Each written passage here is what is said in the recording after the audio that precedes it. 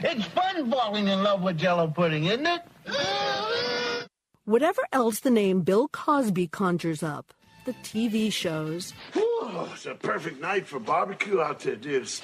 the animated comedy series, Hey, hey, hey! It's Fun Albert! the moniker America's Dad, I serve it you. I'll go for two. for playing the charming and wise father of the Huxtable family, So here's the rest of the chicken, you guys. on what was, in the 1980s, the trailblazing #1 show in America. I want you by my side. However much good he may have done over the years, however much money he has given to charity, the causes supported, This is your neighborhood. Your children should be able to play right here. his actions have given him a new identity: criminal. 80-year-old Bill Cosby's name will now be followed with these words: convicted felon. His defense lawyers will appeal, will try to keep him out of prison. But it is hard to imagine this horrific shame can ever be washed from his name. Cynthia McFadden, NBC News, New York. Maybe you don't want to call it the Mark Twain Prize. Maybe you might want, if you don't want to call it the award, maybe you could call it the Mark Twain Surprise.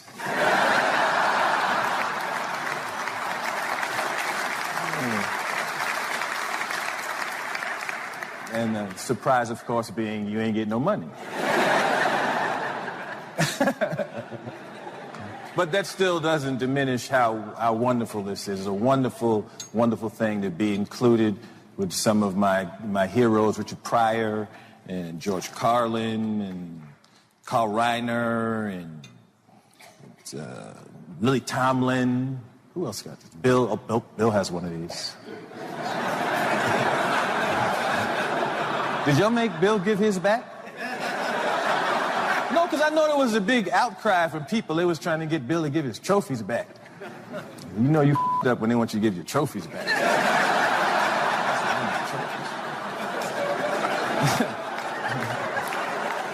Give his trophy back too?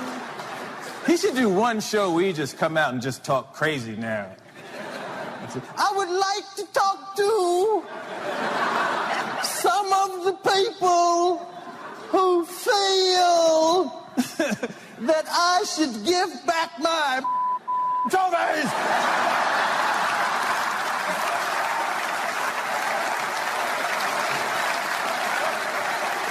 Just because you may have heard recently that I allegedly put the pill into people's chocolate. I wish somebody would come up to my house talking about give up the trophy because you put the pill in the people's chocolate. You get up. Because I'm not giving back.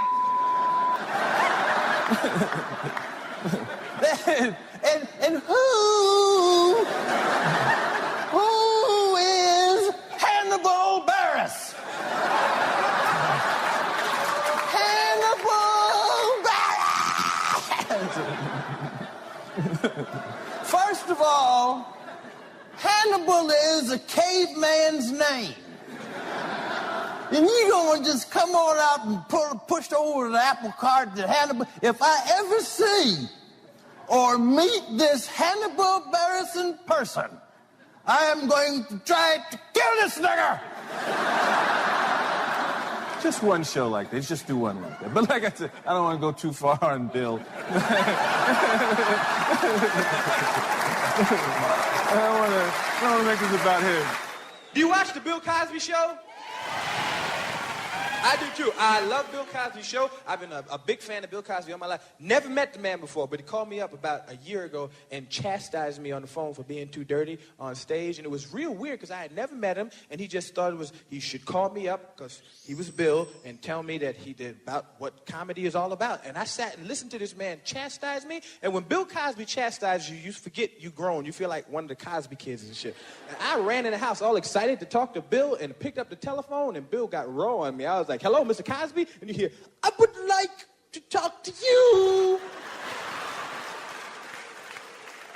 about some of the things that you do in your show.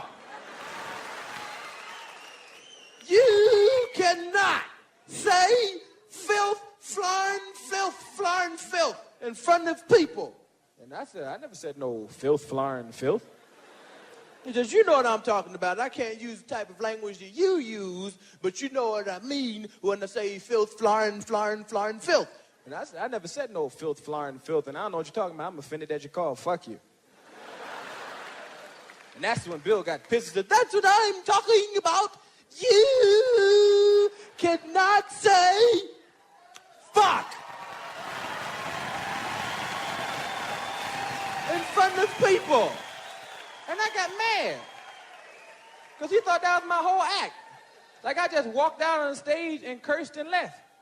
And I managed to stick in some jokes between the curses. You couldn't give no curse show or walk out and say, hey, felt firm, motherfucker, dick, pussy, snot, and shit. Good night. Good night. Suck my dick. Bye-bye.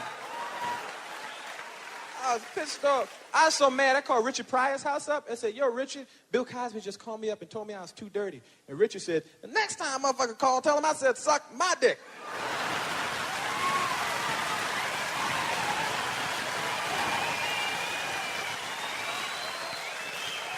I don't give a fuck. Whatever the fuck make the people laugh, say that shit. He said, do the people laugh when you say what you say? I said, yes. He said, do you get paid? I said, yes. He said, well, tell Bill. I said, have a Coke and a smile and shut the fuck up.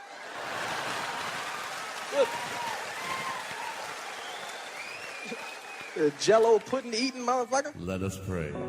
Our Father, who broadcasts in New York, hallowed be thy name. The King of all media. Baba Booey be done on earth and across the airwaves.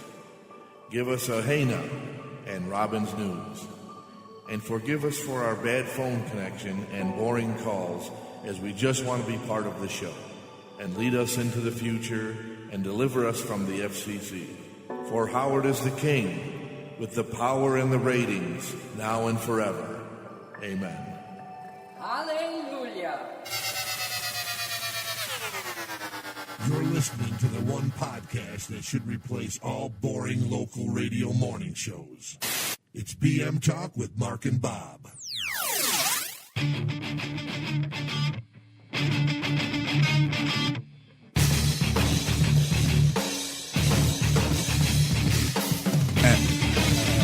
Hey now! What is going on, everybody? Have a Coke and a smile. Coke and a smile. And Richard Pryor said, if you're getting paid for it, do it. Tell Bill, suck my dick. Bill Cosby. In the news. We're going to talk about that in a minute. In the news. Not convict, but guilty anyway. He's guilty. Found guilty. Big news. We have other big news. Yes, go. We have camera. Yes. There's a camera. So hello to... Hey. We're going to be back on YouTube trying this shit out. Yeah. See if they flag the videos. See what's going on with the good old YouTube. What else we got going on today? Prostitution ring was...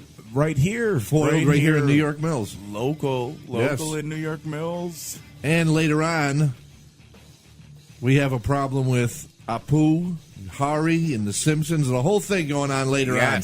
Right here. Yes. BM Talk. We're going to get to all that stuff, but we want to mention, check out the website. Yes.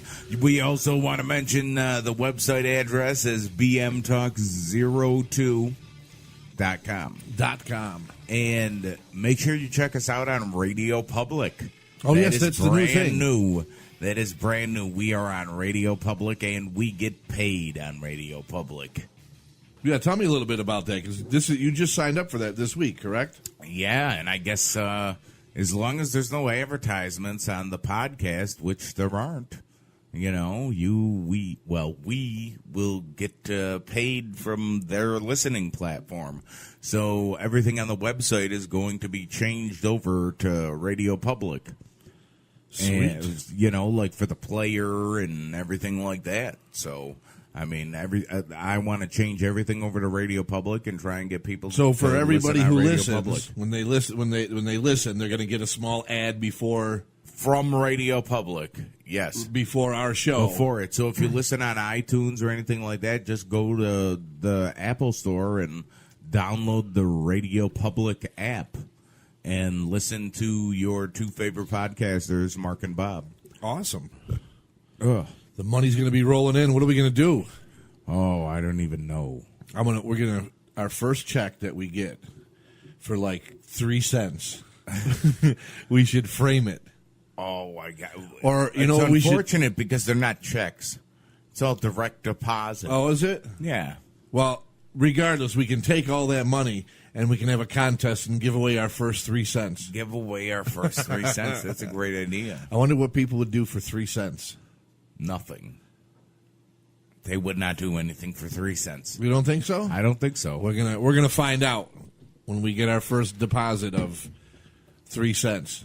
I'm hoping it's a lot. I'm hoping it's like $3. I hope so too. Or like $30. But you gotta, as we start always somewhere. say, you gotta share with your friends, Dollar. follow, subscribe, all that good stuff. Yep.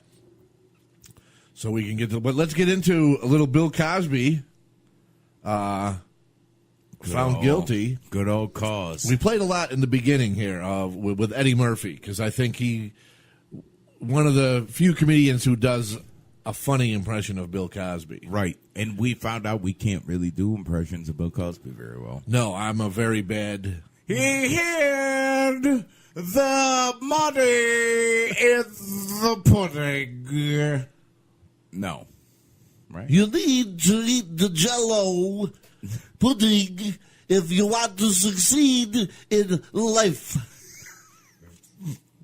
We're horrible. Yeah, that's terrible. They're both bad impressions. But they're funny. They are. So I guess, funny. I don't want to piss anybody off by my Bill Cosby impression. Right. But I'm not trying to do it good. But yeah, so I wanted to play. I purposely picked the Eddie Murphy clip from, I don't know, I think it was Raw. Where is the patent leather suit? Right? The patent leather jacket, red. Oh, that's Raw. Okay, That's Raw. Delirious was the purple one. I don't remember.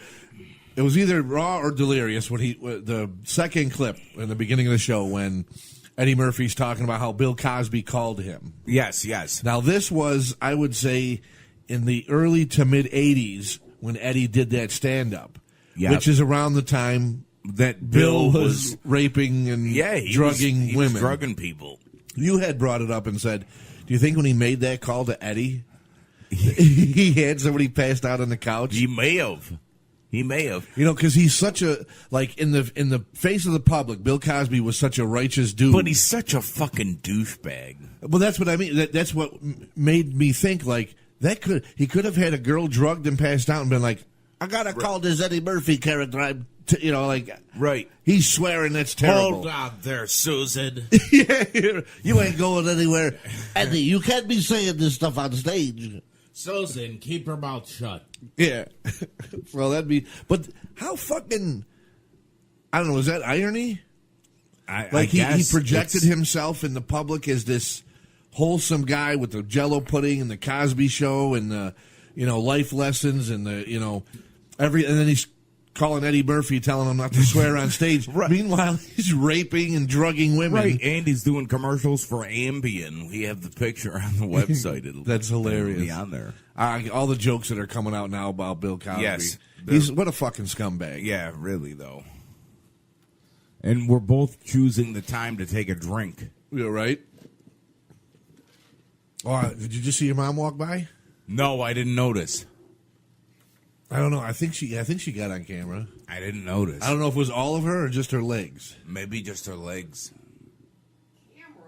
Yeah, there she is. We're filming live. Yeah, now we're filming live. Yes. Yeah. I don't know, but I don't know if we got all of you in. We might have just got your legs. Yeah, your legs.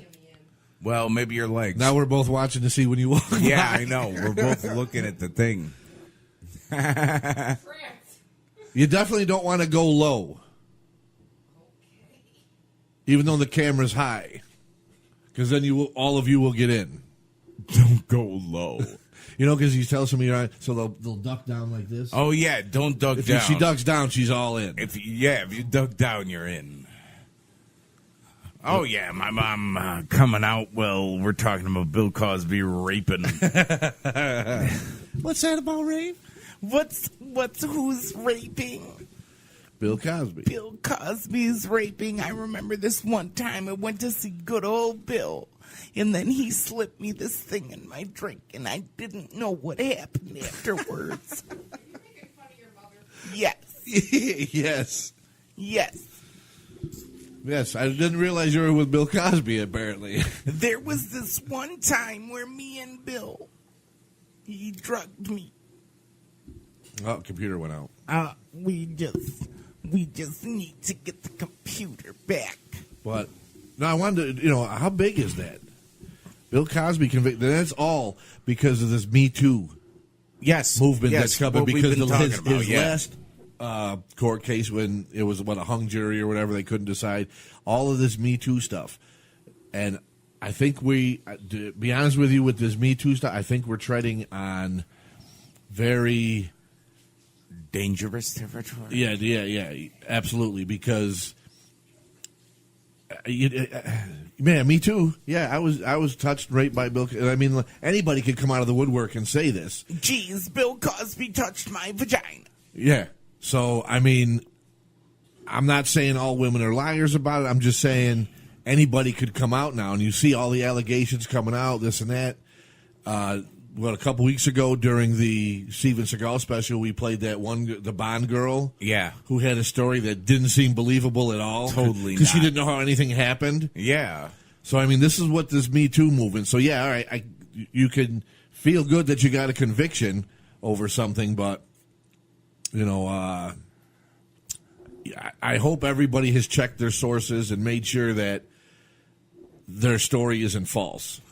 Because I'd hate, as great as it is that we can make jokes about, but I hope he's going to jail for real things. And not just because people are coming out, oh, yeah, me too, he touched me, he drugged me, he put his pudding in where it shouldn't have been. He was putting the pudding where it but shouldn't have been put. That's a funny joke, though. Putting his dick where it don't belong. Right. Bill Cosby. I wish we could do a Bill Cosby impression. Because we had a good idea about, because he's looking at, he could, wow, I'm having this Chris moments. You're having a lot of them right now. You're not thinking, and I think it's because you're thinking about hurry. Yeah, because we're going to get to that. We don't want to jump to it. But we were talking earlier about it yesterday, just today being Saturday. Usually we have the show on a Friday. Today we're doing it on a Saturday because you'll find out later we're going to war. We're going to with war. Somebody who has pissed us off. He's facing up to 30 years, Bill Cosby. I don't think he's going to see 30 years because he's already 80. He's not going to see 30 years. I don't think he's going to see any prison time, but we were talking how funny it would be if Bill Cosby did go to prison. Right. At 80, would you put him in Gen Pop? Yeah. With everybody else? Yeah. And then I had asked you, I'm like, if you're a black guy in prison, do you rape Bill Cosby? Yeah, I don't know. He's like a beloved man. Right. He's a beloved hero. And I said, what I think they should do is make it a reality show, Cosby Behind Bars, and have cameras there and then just watch him transform from this wholesome guy to, like, gangster Cosby. Where he's, selling drugs in the prison and selling ass in the prison or whatever. Dishing out anal beatings to people. Yeah. Like his cellmate, Rufus or whatever. This is a big guy, I protect Bill Cosby. And then Bill's all like, motherfucker, and he's talking like Eddie Murphy and using the dirty language. I think that would be funny. I think that would be a funny show. Oh, you got me turned off, you son of a bitch. I do. Oh, I do. Is it done? You want me to put you up? Yeah. Okay, go ahead. I didn't realize. I didn't realize I had you turned down. I forgot to turn it back up. I had it perfect. That's all right. Oh my God! Who the hell cares? Right. I'm guessing you want to end the Bill Cosby talk. Look at she's waiting. No. You wait. We just started. Waiting. Yeah, we got about another hour to do. Yeah, so you'll be waiting for a long time. Run by real quick. I don't even think it's over there because it doesn't go that far. Look at my hand. Well, like I said, I don't know if she was on camera. You'll probably see a shadow walking by. Because If I you're can't gonna walk, you I better can't see you walk. in the doorway. Yeah, no, we didn't. You know what? It was You just don't a even shadow. see it. Honest to God, it was a shadow. So you're good. Feel free to walk through the show at any time. Yes, feel free. Feel free to walk and yeah. Oh my God, that was hilarious. I wish we could have had it. When you bent down to pick up that basket, he played a fart sound, and it was just perfect. Oh my God! Oh, that was funny. We should have had another camera over there. Yeah, how funny would that be? That's fucking great. Oh my God! But anyway, you want to move on from Cosby and talk about prostitution? I mean, everybody's talking about everybody's talking about prostitution. No, everybody's talking about Bill Cosby, I guess. Well, So yeah, well, we got to cover that. I know, and We got to start doing these things. the memes. Yeah, that, and I mean, I don't know. Earlier when we were talking about Cosby, like a couple days ago, It was prep, funny. It was as hell. funny. Yeah, we got to start We're recording like prep and stuff like that. I think so. I think yeah, because we're losing a lot of stuff. yeah. Because even when I brought up the Cosby behind bars thing, it didn't get. It wasn't as funny as it Yeah, was. see, then. that's why, and this is why I can't do stand up. Why people have said, "Oh, you've been funny for you. Oh, you're funny. You should be a stand up." because you can't. I can't It's recreate. not the same, Right. Because you got to. It's like a song, Right, like comedian, they'll do the same act, and then when you see them on HBO, a lot of it might have been the same thing as you. but it's refined. Right, I can't do that. Once I do it and it's funny, if I try and recreate it, it's just not funny. Well, I thought the Cosby behind bars shit was hysterical when we first were talking about it. Right, And that. I mean, who knows that's who's why laughing at the idea Yeah. of it? I mean, that would be funny, but we had a good time with it. Breaking balls, going back and forth with Cosby behind with bars. Cosby's. But on the same subject of women. Oh, you got a thing for it? oh, I got it. Come get on the. Oh yeah, Yeah, down in New York Mills, baby. New York. Easy. Now, They could probably come down a little bit. Yeah. according to WKTV. news on their website. Now you can go and look at this for yourself because the four, what are they? 4 women from Flushing, Queens, New York City, are accused of performing sexual acts to men at a business in New York Mills. Yes. And this is all it says. State police and FBI investigated a business called Lulu Spa at the Mill No. 3 building on Main Street, New York Mills. Police say, I can't say these girls' names.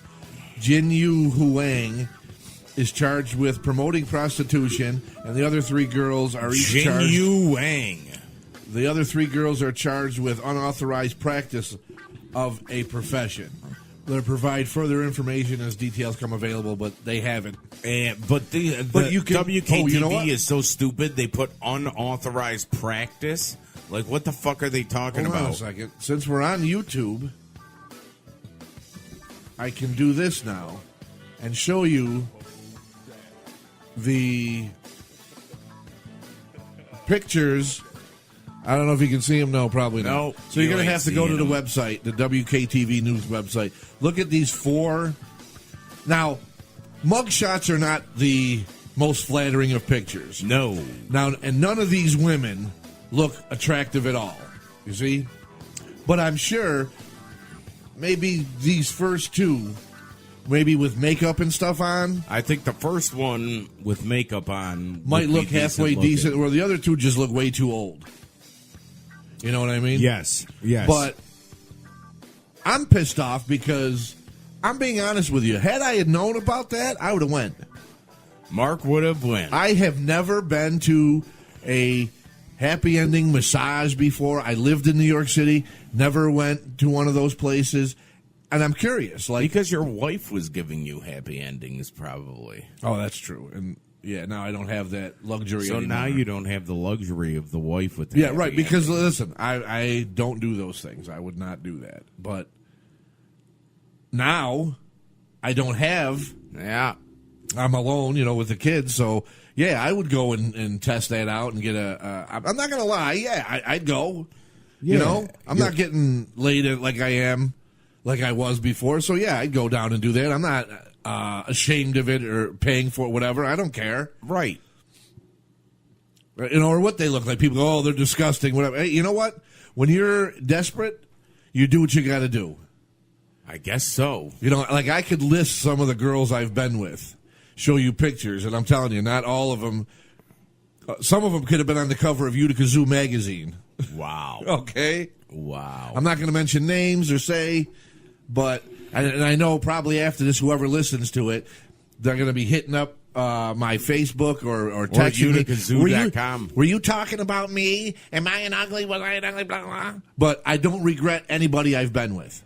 I have no regrets. I have no regrets.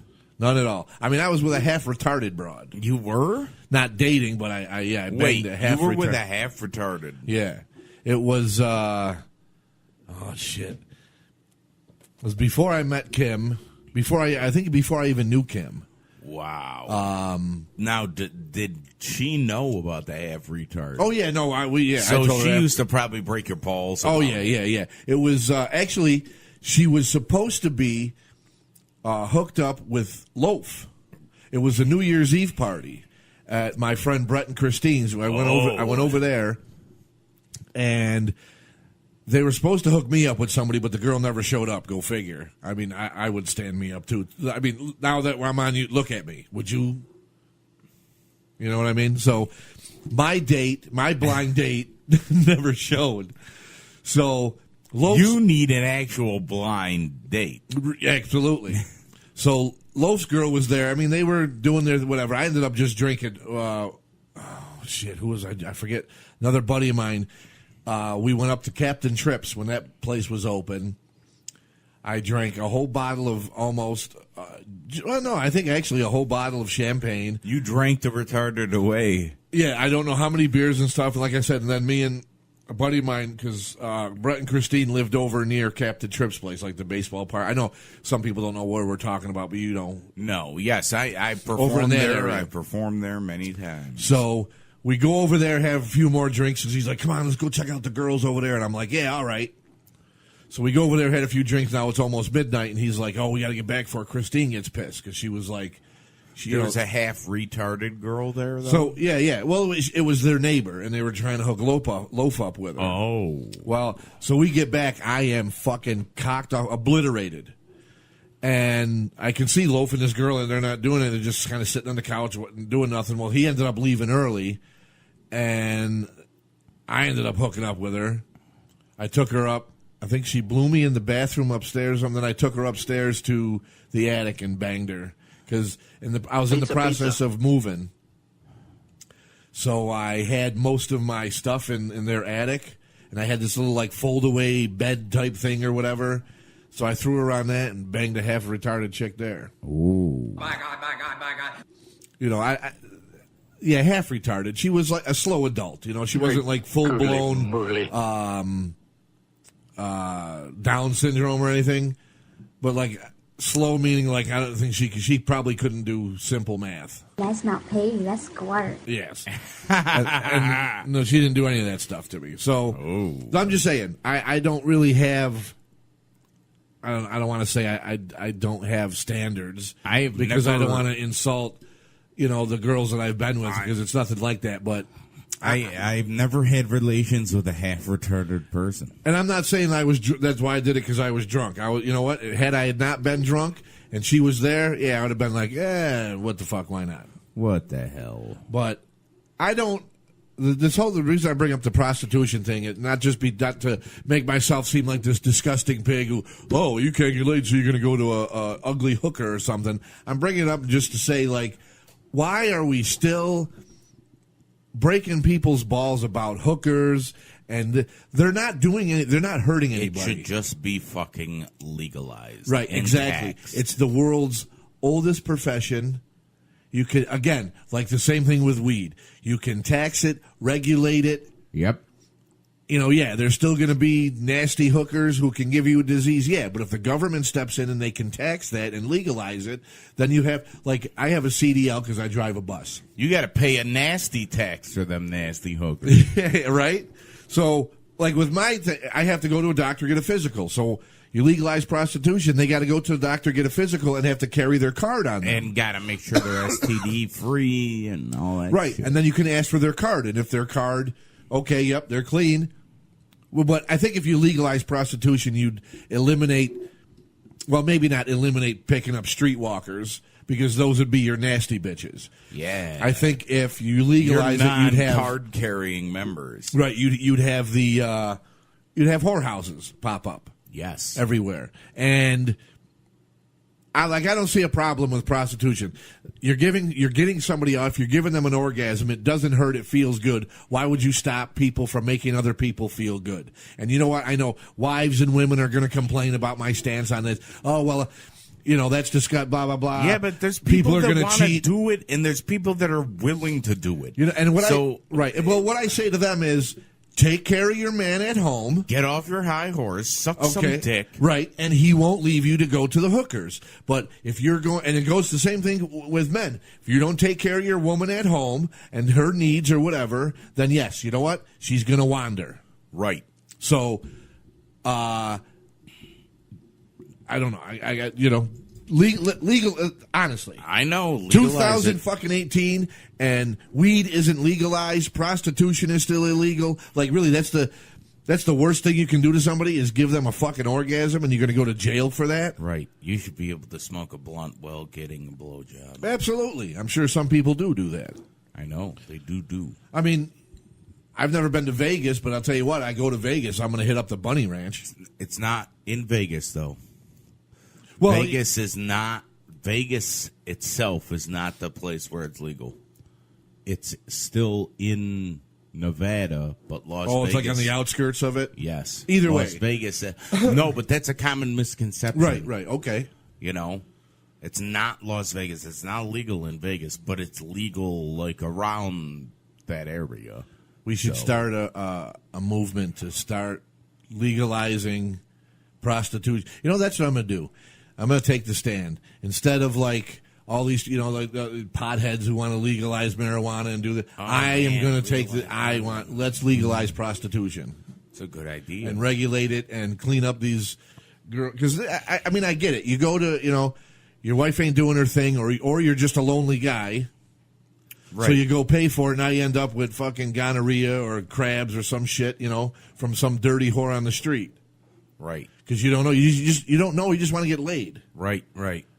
So good old gonorrhea. Government needs to clean it up, regulate it, send these broads to get their a medical card. Hoe card. Their whole card. And then you can ask. Let me see your hoe, and it shows. Yep, and it has an expiration date when when the last time they went to get checked. This is my whole card. This is my motherfucking whole card. And then at least this way when you put your dick in, it's going to come out and not disintegrate when it goes in. Right. And then you'd be helping people out. Exactly, you'd be helping out people like Loaf. Right. And. Well, anybody who can't get laid, or wants to get laid, or right. And then it's clean, and you ain't got to worry about. And I'm not saying it's going to be 100% if it, if hypothetically this happens. I'm not saying it's going to be 100% safe, but it'd be a lot fucking safer than it is now. Right. Oh, hey, wait. Yeah, go ahead. This has nothing to do with hoes. Oh, that's all right. But. You know what happened, and we actually watched it yesterday, and that's why we got all fucked up, is the greatest Royal Rumble in Jeddah, Saudi Arabia. Were you impressed? I liked it. I thought it was good. Oh, you should have played the sports thing. Oh, wait. Okay, wait. We could do it. We could do it. We'll go back. Well, okay, hold on. We'll have to go back. We'll go back to the... Take two. To the original.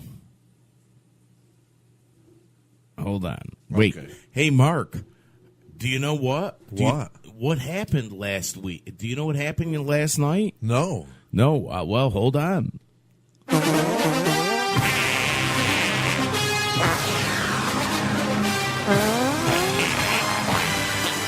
Oh, must be sports talk time. Oh, yes. It was sports that happened last night, and actually it kept us away from doing this fucking And thing. actually, can't even say last night. It was afternoon. Yesterday it was afternoon. yesterday afternoon at noon. Literally at noon. They had the very first ever greatest Royal Rumble in Jeddah, Saudi Arabia. Now, how do you feel about that? 50-man Royal Rumble. Do you think they should do that again? Yeah. Like make it a yearly thing, but yeah, they should. maybe do it in this country? No, maybe they should go to other countries that they haven't been to. Hold on a second, I got to stop. Is there extra coffee? I just seen your mom sneak by with coffee. Yes. There, okay. Do you mind if I have a cup? And she's sneaking by. Oh, that is awesome. No, but you don't even need to. It doesn't even pick up that part of the door. Yeah. It doesn't do anything. But, yeah. See how raw this is? This is raw. This is what happens. Yes. And, but yeah, no, I think it would be good if they went to countries that they haven't been to before. Yeah, Maybe. no, you know what? Yeah, because that was, Something like I think that. was a People good are- event for them. And people are bitching that no women wrestled because they have, it's the laws in Saudi Arabia or whatever. Right, exactly. That's the women- laws in this. Okay, Listen, and guess you know what? Those are the That's- same. Wait a minute. Those are the same people that bitch about how when the Saudi Arabians come over to this country, they don't conform. Well, we're Right. going Well, to their guess country, what? Yeah. and that's what they do. So we're not going to bring the women. Like, stop it already. Mm-hmm. It didn't take away from the show. Right. It was just, again, these fucking people in this country, that's all you want to do is bitch and complain about something, and then it's there's no women there. Why? They should have told them, if we're not going to have women, then we're not going to do a show. You know what? From my understanding, Saudi Arabia paid for that whole thing. That's what I heard, too. Like So their travel and everything. So they wanted wrestling to go over there because they haven't had it. Right. So that's like you inviting me for dinner. You're making the dinner, and I'm like, well, I want salad. Well, I'm not going to make it salad. Yeah, well, I'm then not making coming to dinner. salad, and you have to take your shoes off before you come in the house. Well, absolutely not. Right. Okay, well, then I don't know if you're going to be a good dinner guest then. You know what I mean? But I did. I enjoyed it. I thought the Rumble was good. Yeah, I thought it was good. Look at you won't come over. Look, she won't go anywhere near this. That's great. Thank you. Oh, my God. Oh, that's funny. Listen to me, jerk off. Oh, that's pretty hot. He's drinking it hot right now. Listen to me, jerk off. That can be taken two ways. I know. But anyway, Braun Strowman spoiler alert. Spoiler alert. I hate, you know what? On a side note, I fucking hate that too. Like when I'm listening to Howard. Yeah. And he's, he watches The Walking Dead and he'll be like, well, I don't want to talk about I want to know what Howard thinks about the last episode of The Walking Dead. Well, I don't want to talk about it because I don't know who's seen it and I don't want to ruin it for anybody. Fuck those people that didn't watch it. It's fucking Wednesday. And the show airs on Sunday. It's already over with. Right. The show aired on Sunday. Yep. If you haven't fucking watched it by Wednesday, then that's your problem. Turn Howard off. I could see if you were talking about it on that Monday. Right. Maybe you haven't had a chance to go through your DVR or something like that. But he's only on until Wednesday. Then he's off again till Monday. So you know what? If you haven't watched The fucking Walking Dead by Wednesday, that's your problem. Yes. I want to know what Howard thinks about you know what I mean? Blah, blah, blah. But whatever. Well, like I said. you know what? Obviously, Howard wouldn't talk about The Walking Dead on Monday. Right. Monday. So stupid. Ronnie's so dumb. Oh, my God. But anyway, yeah, the Royal Rumble, it was good. I love Royal Rumbles, Battle Royal. That's always, since they came up with that, it's been my favorite. I think Triple H and John Cena, they started it off, and they started it off with a way that that was a wrestling It was a clinic classic for match. WWE wrestling. Yes. Classic WWF match. Yes. From back in the day, I thought. And you know what? People over there, and if people didn't even chant, "You fucked up" when Titus O'Neil slid under the ring. That is greatest moment. That's one of the yesterday afternoon. That was like a real botchamania moment, and I guess Vince told them. Vince was laughing his ass off backstage. Right. And he told them to keep replaying. Oh, my God, that was funny. If you didn't see it, you have to go watch the Greatest Royal Rumble. Go to the Rumble. I don't even remember what number Titus O'Neil was, but if you haven't seen the clip. Just Google it. Yeah. Even freaking Titus O'Neil has gone on his Twitter and made fun of it. And good. So he's having fun saying with that it he's himself. waiting for the merchandise to come out. People have superimposed the Shockmaster mask on him already. I saw this one video of him getting the coins like from Super Mario Brothers and then slipping on a banana and going under the ring. It is the funniest thing you've ever seen. Yeah. He's running down the ramp and he trips and falls under, like just baseball slides under the ring. Because he wanted to go in the ring. He wanted to slide he tripped. in. Right. And he just continued with the slide. Like you said, thank God there was nothing under the ring. There was nothing under there because he could have came up and gotten really fucked up. Right.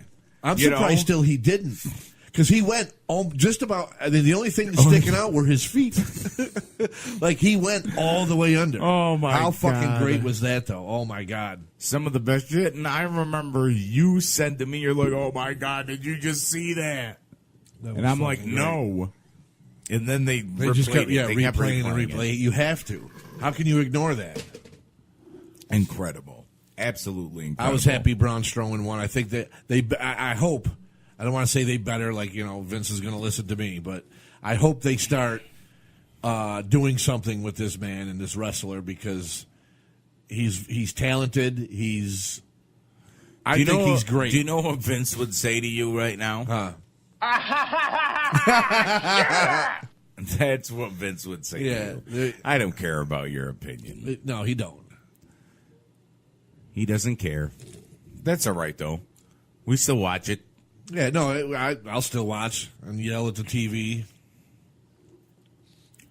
Because for a minute I thought they were going to give it to Daniel Bryan, but I thought they just gave him the record. Daniel Bryan's fucking chest was fucked. Oh, Jesus, man! For anybody that says wrestling's fake, go fuck yourself. Yeah, go look at Daniel Bryan's chest and under his arm and look at all the redness and tell me what is that makeup they put on during the fucking Rumble? Right. No, that's from him getting slapped in the fucking chest. Right. Repeatedly. And the WrestleMania when Brock Lesnar fucking was beating Roman Reigns with his elbow and busted his fucking head open. Right. Yeah, that's fake. He had a razor blade in his elbow. Yeah, exactly. Come on. Come on. It's fucking stupid. The only thing, you know what, I think when people say it's fake is, and I've stopped getting angry about this because I realize that they're ignorant to it. And what they mean by fake is that it's predetermined. But instead of saying predetermined, they say fake. They say fake. But it's like it's not fake because faking means that you don't get hurt. Right, they get hurt. Right, they absolutely get hurt. What it is, it's predetermined. It's a storyline, blah, blah, blah. Because as we know, or as I figured out yesterday when I was timing the guys coming to the ring for the Rumble, it was supposed to be every 90 seconds, and it was just random. It could have been a minute, could have been 2 minutes. Yep. It was not 90 seconds consistently. And I say that he looks at it too much like sports because he's a sports guy. Mark's a sports guy. So I said that he looks at it too much like sports where it's like, they're just saying this stuff because it's wrestling. It's all a work.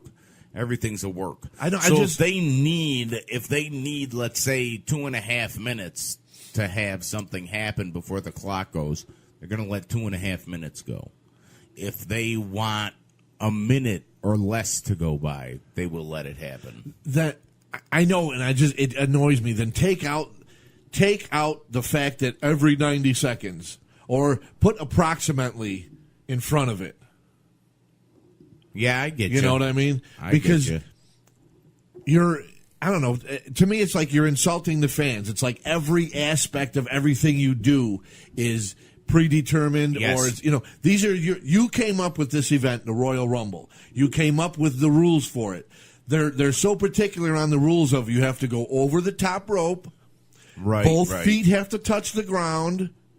They're so particular about that. Why can't you be particular about the 90 seconds? Or put or just drop it all together to 90 seconds and just say it's going to be a 30-man 30-man battle royal where at different intervals guys will enter the ring. Yeah, but I don't know.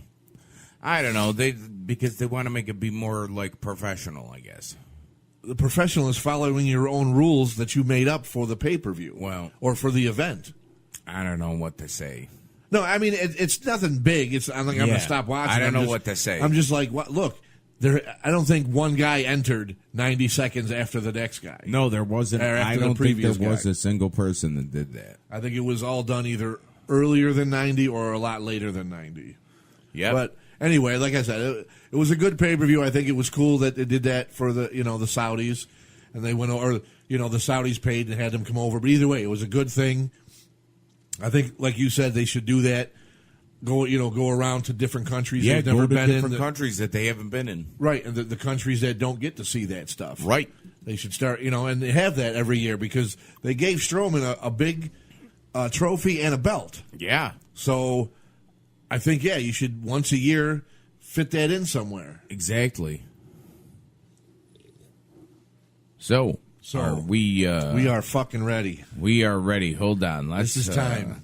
Do you have something? Let's just do something. All right. You're listening to two guys that are too fat and lazy to go shoot up YouTube. It's BM Talk with Mark and Bob.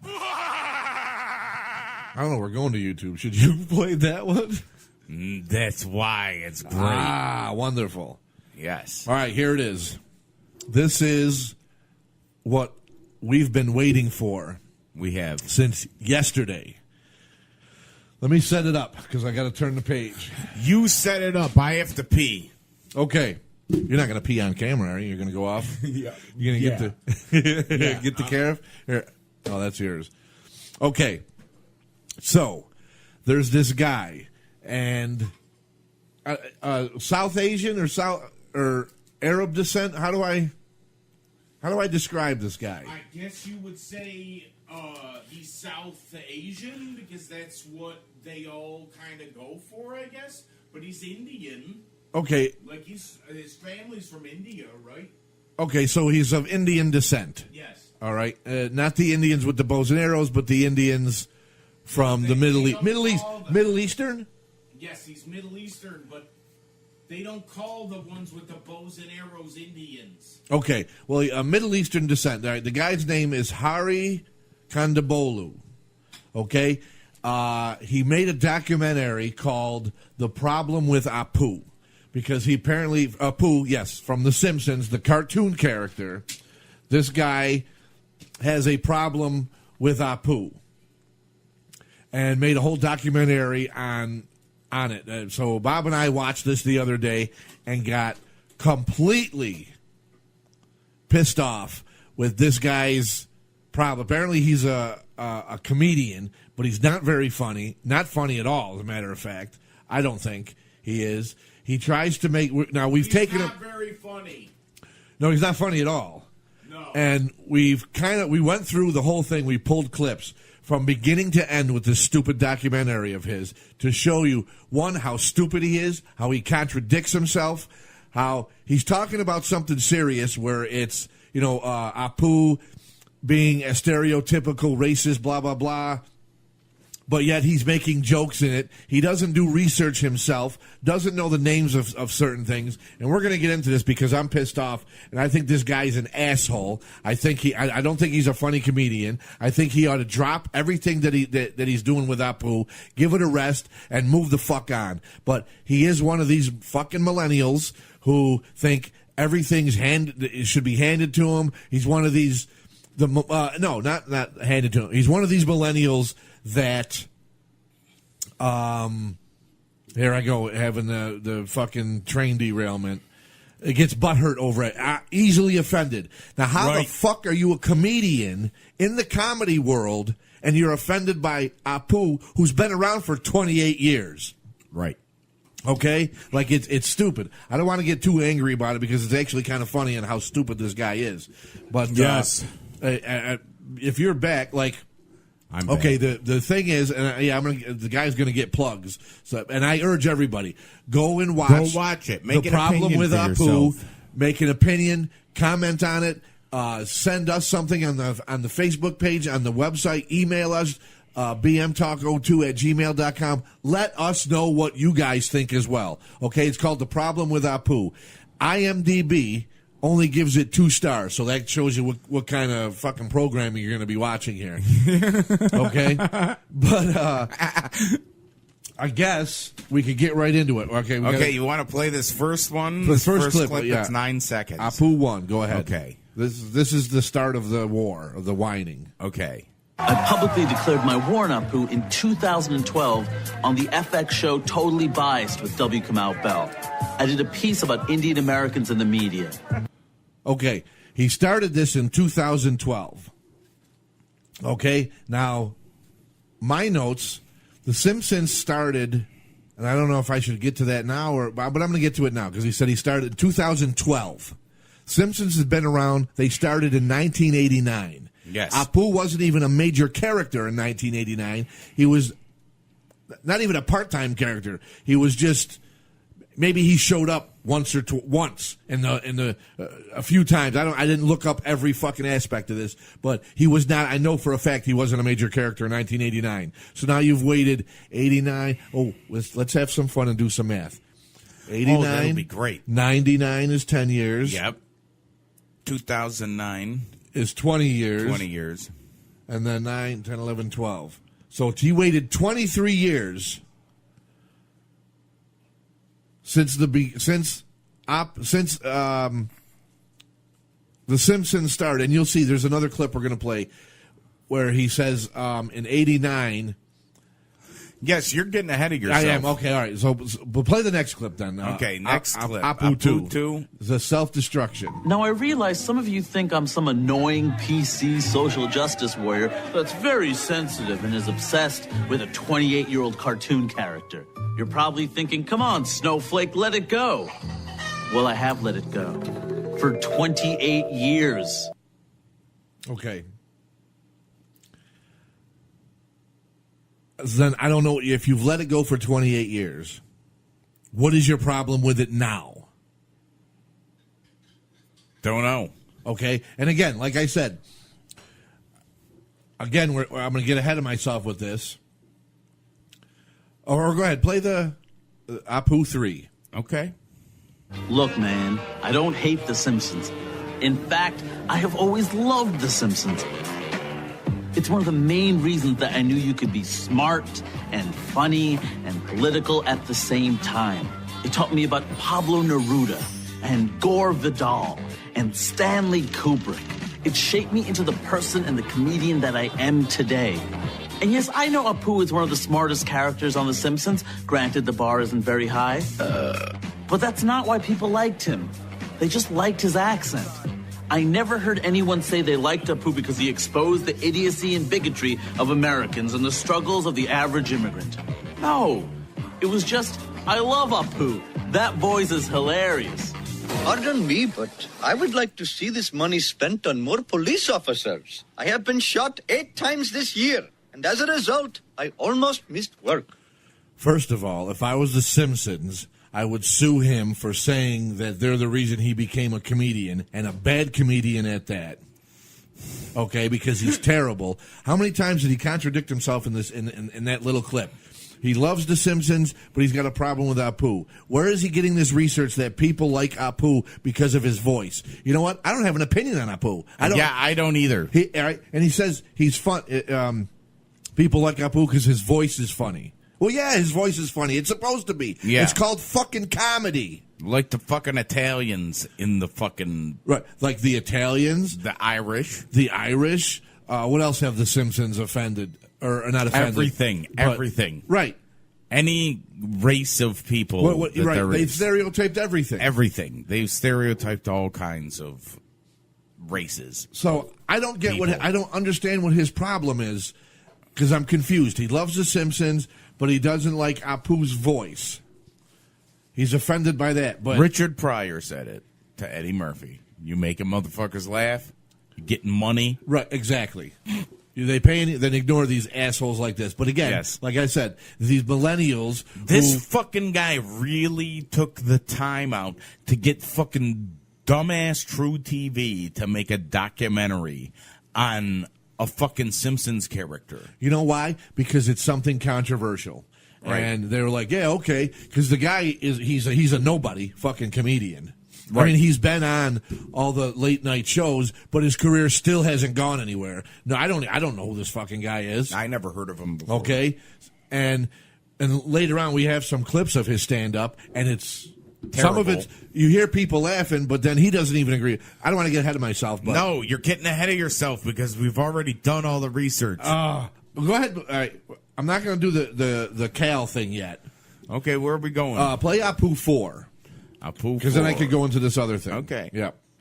And the kind of racism that made Apu possible in Hollywood still exists everywhere. Apu represents an America that makes fun of immigrants and anyone who is not white. Yes, trolls, I know, they're yellow. Okay. Again, it's a cartoon. I don't understand what he's trying to say here.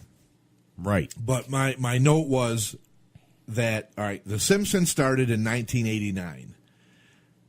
Hari was born in 1982. So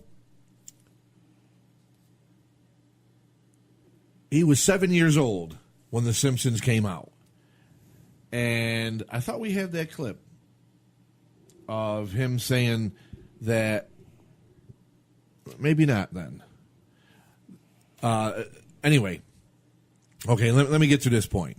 He was 7 years old when The Simpsons came out in '89. I don't know if we have the clip, but it's in the documentary they did. He said that when The Simpsons came out in 1989, that ruined his life. You were fucking 7 years old. Did not ruin your life. Okay, and Apu wasn't even a prominent character in '89. I don't think I should have looked that up because that would be. I thought you did. Like when Apu became he became like I didn't because I should have but I'm pretty sure it wasn't in the first few years he was a prominent character. He was an extra at a Quickie Mart. Yeah, most of the time they didn't even show Apu. They just showed the outside of the Quickie Mart, and it was Bart and Milhouse, eating chips or doing whatever, or the guy is fucking. Anyway, everybody grew up. See, I think I'm getting ahead of myself. I think we're missing a clip. Well, it would be written down. Play 4 again. This is fuck. And the kind of racism that made Apu possible in Hollywood still exists everywhere. Apu represents an America that makes fun of immigrants and anyone who is not white. Yes, trolls, I know, they're yellow. Yeah, I got it. We didn't take the clip because this is then when he started asking people on the streets stuff. And everybody grew up with the fucking Simpsons. They were a popular fucking show because he was bitching about how I don't even know what the fucking... What is he trying to... If I say Arab people, is that a wrong statement? No.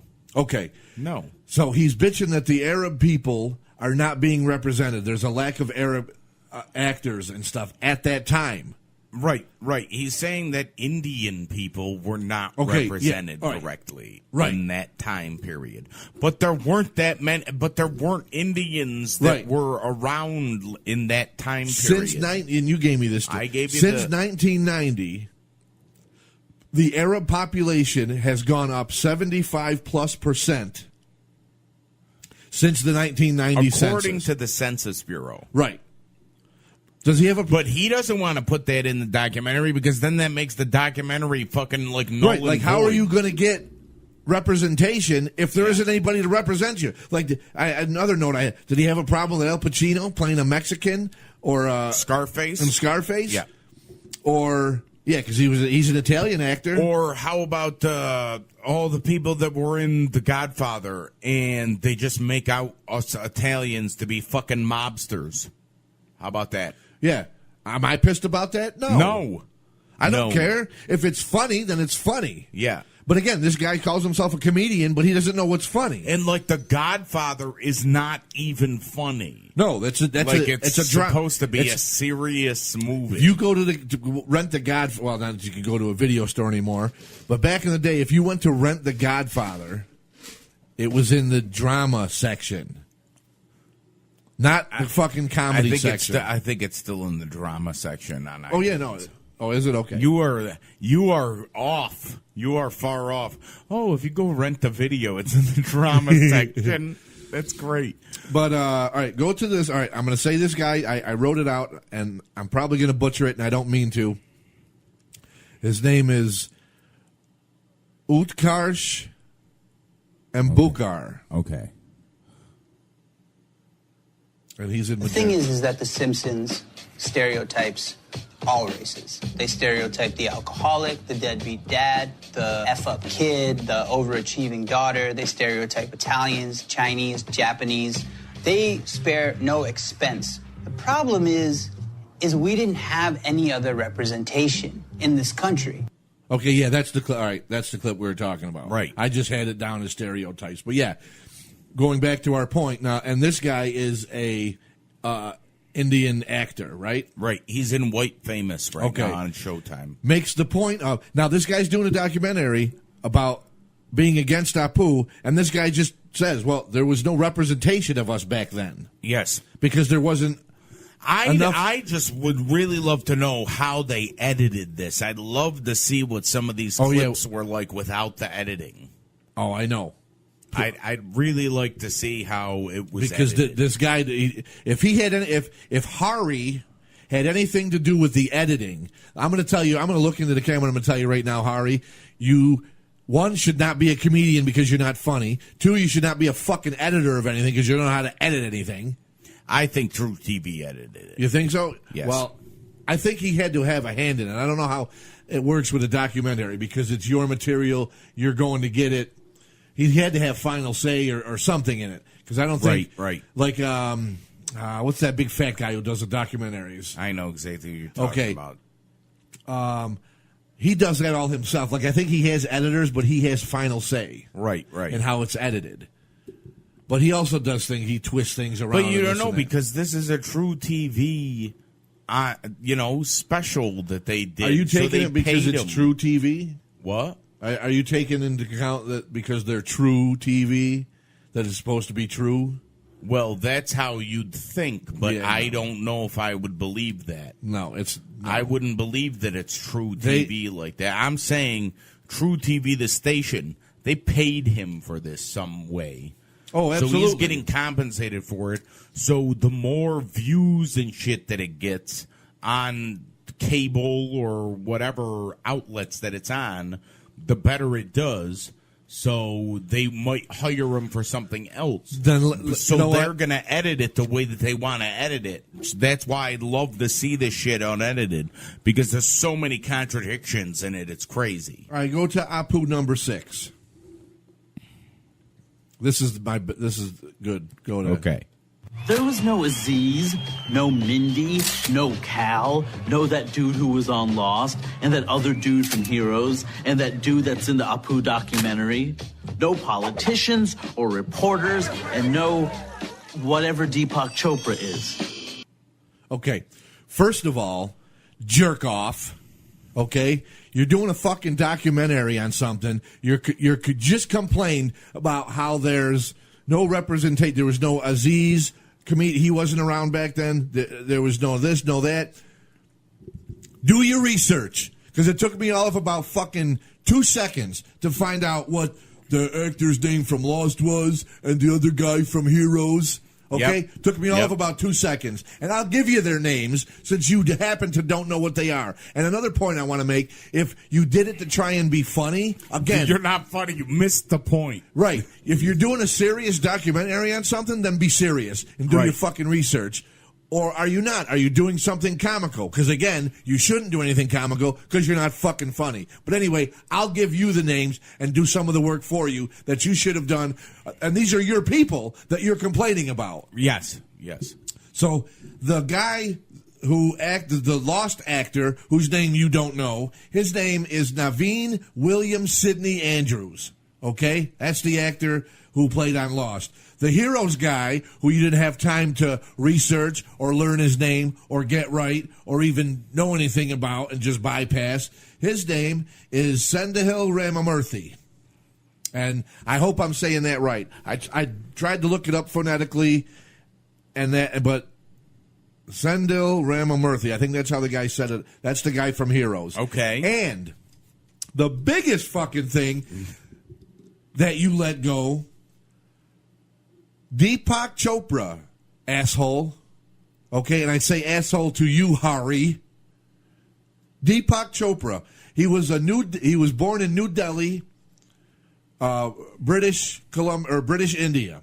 Okay? He's an American author, a public speaker, an alternative medicine advocate. He's a prominent figure in the New Age movement. And shouldn't he have said whoever? Right. Deepak Instead of whatever Chopra it is. Because he's a person. He's a person. So he's not right. a what, he's a who. Right. And he's a pretty influential Indian doctor. This is all I read. I mean, there was so much about this guy. This is just in the first few sentences about this guy that I read. Because of his books and videos, he's best known for his books and videos, one of the wealthiest figures in alternative medicine. He gained a following a 1993 interview with Oprah. Now, 1993 interview. If you're so traumatized as a 7-year-old by a character who was buried on a TV show when you were 7, let's see, 93, that would have made you, born 82, 92. That would have made you 11 years old, and you don't know about this guy. But you're so in touch with shit at 7 that at 11 you'd think you'd know that Deepak Chopra gained a large following of people after his interview with Oprah in 93. So why didn't he get on the Chopra train after his interview with Oprah? Because he don't know what it is. Yeah. He should have gotten on that train and fucking got into medicine instead of comedy because he might be better at that. He didn't know who this guy was at 11 years old. He waited 28 years to make a documentary about a problem he has. Then he doesn't even know who the guy was because he doesn't want to put in the extra work for the documentary. Yeah, but it's like you want, because again, it would fucking destroy some of his claims saying that the Indian people weren't as prominent. You know what I'm saying? Right. Like, because all the shit that he's doing just is digging his hole deeper. Yeah, well, this guy wasn't prominent in the entertainment industry, but he was a prominent fucking Indian person. 3 years later, after his interview with Oprah, so that would have made you 14 years old, he co-founded the Chopra Center for Well-Being. So he's all, and like I said, there's paragraphs upon paragraphs and pages upon pages about how great this guy is and work he did with TM, which is Transcendental Meditation, and the Dalai Lama and all this. And this guy doesn't even know that it's a person. He says, like, whatever it is. Right. What a jerk off. And all this I found very quickly. Right. Very quickly. It didn't take me a lot of time to find this information. But again, don't do the work. Just complain about shit. And that's why your comedy isn't funny. Because all it is whining about nothing. That's not funny. Make a goddamn joke. Right. Anyway, moving on. Okay, moving on. Moving on. Now that was funny. That was funny, Harry. Right. Hari. That was funny, Hari. Yes, it's Hari, not Harry. Yep, Hari. Okay.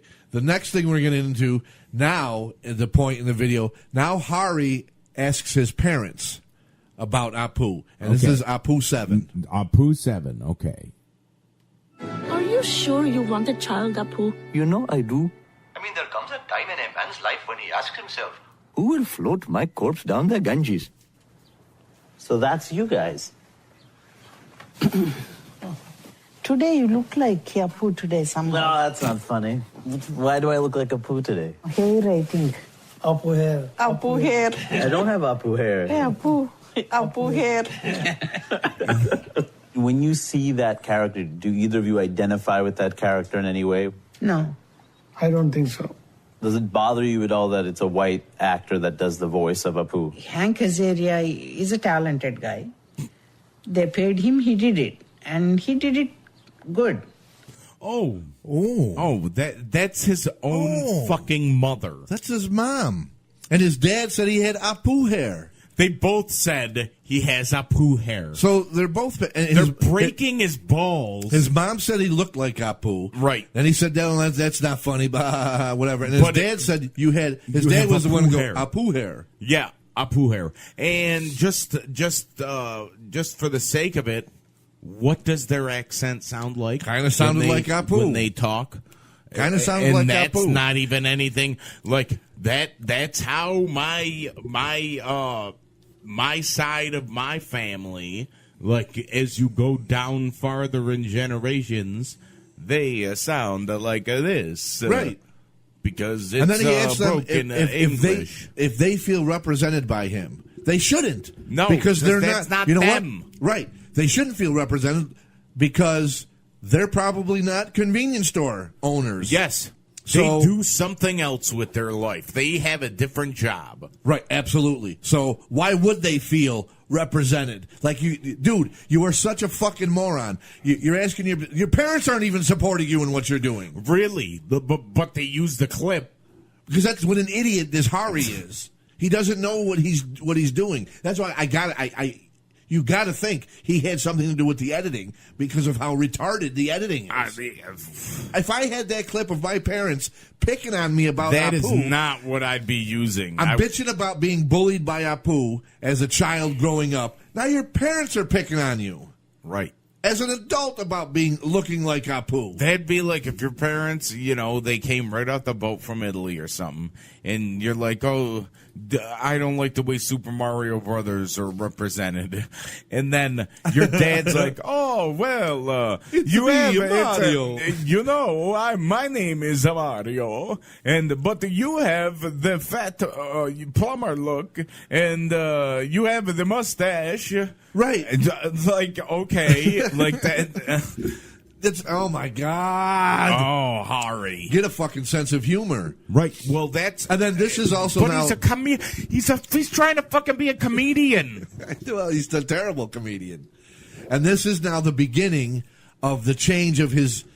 Now he has the beginning of his other problem of a white actor doing the voice. Okay. But now, and we'll get to that point later. But just remember how many Arab people, Indian people, were around in 1989 when they created The Simpsons. So they couldn't really get an act. But again, right. I'm not going to get too far ahead because we're stuck on his parents now, breaking his balls, not supporting. So go ahead, play Apu 8. Okay. Why do you think you tolerate this kind of stuff more than we would? First of all, we came here. We have to succeed no matter what. It doesn't mean that we are not offended by it. Why do you feel like we don't tolerate it? Times have changed. You have security and you belong here. You're an American. See, okay. See, she's saying because he's born here. Right. Because times have changed. You feel like that you are part of America. You didn't come here from India. You didn't have to deal with the things that they had to deal with. Absolutely. Like my fucking grandfather used to get called a wop in a Guinea because he was Italian. Right. And but this fucking kid, you don't fucking get it, man. It's comedy. Right. Bottom line is comedy. Funny. Tolerance. That's what you do. Comedy is an exaggeration of the truth or an exaggeration. All right. When you go to the state fair and those people that are drawing the caricatures of you. Wow. Caricatures. Say Nahasapima Pedalon. Yes. Of you. Okay, it's an exaggeration of you as a cartoon character. Right. So they might look at you and be like, okay, you know what? You got a big nose. So I'm going to accentuate your nose in this character because it's an exaggeration. You got big old titties. Man titties. Right. Like comedy is an exaggeration of something. Right. Like, dude, look at Chris Rock. Chris Rock makes fun of everything. He's always saying the N-word about Eddie Murphy. this. You know what I mean? Like, George Carlin. They get it. They got it, though. That's the whole thing. Like, what are we supposed to do? Are we not going to have any more fucking comedians anymore because of shit like this? No, we're going to still have comedians. We're going to weed out the bad comedians like this who don't get it. Yeah. Let's see. Moving on. Now, okay, I want to skip, not ahead, but I just want to skip on a side note because he did talk Better have a pen ready so you know. No, I know where I am. Okay. I want to skip over to Cal Penn. Okay. From Cal 1? Not yet, though. Okay. But I'm going to go into Cal Penn, famous for Harold and Kumar White Castle. Which is what? They get high and journey to White Castle. White Castle. And it follows them on their adventures. Okay. To get to eat the White Castle at the end. Right. And then he was on that show House, the doctor show, and then later left House, actually, to go work for Obama in the White House. Yes. Now, go to Cal 1. I hate Apu. Hate Apu. Hate Apu. And because of that, I dislike The Simpsons. Wow, the whole series. Yeah. The whole series? Yeah. I love The Simpsons. I just don't love that character. But the whole I have thing. never been able to divorce the two. Okay. This moron, who we think we should have respect for because I just said he worked in the White House with Obama. Right. All right, left his acting career to go do whatever he did in the White House. Right. But I have no respect for it because he's stupid. He's, again, retarded. You can't divorce The Simpsons because of Apu. That's like me saying, you know what? I love the Yankees, but I don't like this one player, so I'm not going to. Actually. No, that's not even like that. It's got to be because it's a fucking TV show with a character that's not in it all the time. Well, that's what I mean. I don't like that the Yankees picked up this guy who's not going to play. So I don't like the. And you know what's funny about that? My fucking retarded uncle did that. He was a New York Giants fan, football fan. As long as I've known, all of a sudden he's starting to wear New England Patriots stuff, and I'm like, why? Because the New England Patriots are winning and the Giants suck? No, you know why? He abandoned the Giants because he don't like Eli Manning. Wow. I hated fucking A-Rod, and I stuck around with the Yankees. I just didn't cheer for him. But, again, this is what this guy's saying. Because of one, I guess that's a bad analogy because Eli was a big part of the Giants. Have you ever seen Eli give that look? Like, okay, do you know what we call that? The constipated owl look. That's funny. But he's going to take... He's going to hate a whole show over a bit character. Right. Like a small portion of the show. A part character. He's just going to, okay, but you know what? I'll respect his conviction. I don't like this part, so I'm not going to watch the whole show. Okay, I'll respect that. Okay. I'll give him that. You know, like, I love the Howard Stern show. There's aspects of the show that I don't really care about, but I don't not listen to the show or hate the show because of this little thing. Right. You know, or, when he gives, like you hear people bitching all the time, don't give Ralph airtime anymore, or this one airtime anymore, I can't stand him. I just don't pay attention. Or how about the people that say they're going to cancel the WWE network because Roman Reigns won? Right. That's retarded. You're going to do that, you're not going to want because of one guy. Right. So, but If people do that, you know what? I will say I respect that. If you go and you don't like a little part of something and you're going to boycott the whole thing, good for you then. Yes, I'll change it. I'll say okay because you're standing by your conviction. Where Hari says he loves The Simpsons, he just doesn't like the character. Yeah, I don't know. Which is not even a main character. But anyway, okay, he's a confused individual. Yes. Okay. So, play me Cal 2. Cal 2. One of the first movies I did was a movie called Van Wilder with Ryan Reynolds, and I played an Indian exchange student And I remember very clearly getting a phone call from my agent at the time, and she said, hey, I've got this audition for you. It's a supporting lead in a movie. She goes, okay, the character's name is Taj Mahal. I'm Taj Mahal. And I hung up the phone, and she calls me back. She's like, I knew you were going to do that. I'm like, well, yeah. I mean, I didn't major in theater and film to play Taj Mahal. Right. And she said, look, it's almost impossible for me to sell you without any credits, any legitimate credits on your resume. And I know that you probably won't want to do something like this, but I would really strongly urge you to take a look at it. Why are you a fucking actor? Okay? Let me tell you something. If I'm going to be an actor, I go to Hollywood, and they ask me. Now, I am a straight male. Yes. Okay?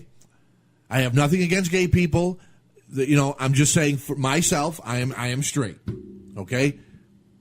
If I go to Hollywood to become an actor, and they say to me, well, you kind of look gay, so will you play a role where you're gay? I have one better. And you're going to play a gay transvestite. Okay. And I say, yes, because I want to be an actor. So that's what you do. For. You get paid to pretend to be somebody else. Right. And especially if you're just starting out, you need to take every job offered to you. Okay? Because he just said, or his agent told him, you have no credits. You have no credits. So what are you going to do? So, but of course, he took the part. Yes, he took as it. Taj Mahal. Yes. Now he's got a credit, and then I don't know what he did. Oh, he went on from that to Harold and Kumar. Yep. To replay the pothead. Yep. That's a great that's a great way to represent your people. That's good. It would have been great if they said, "Oh, well, you know what? Here at the White House, we don't hire people that played potheads." Right. The Harold and Kumar thing is what made him famous. Right. Right. That okay? is what put being a pothead him on the map. What a great way to represent your people. Yep. But Apu, you have a problem with. Yep. Apu's not a pothead. Yeah. And then you go on to do whatever else you did. Then you end up on House, where you're a doctor. Yep. Very good. And I liked his character. Like, I'm not saying I hate the guy. Oh, wait. Like, I liked his character on House. But wait. Wasn't his character on House a stereotype?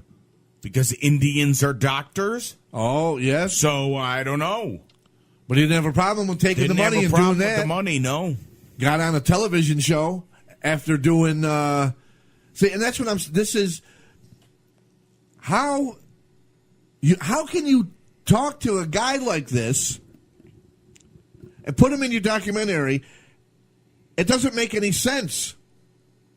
He took a part that was a stereotype. His fucking name was Taj Mahal. And he was Patankin. We're going to get into Patankin. Okay. He was Patankin. Taj Mahal was his name. Right. And that was his first movie.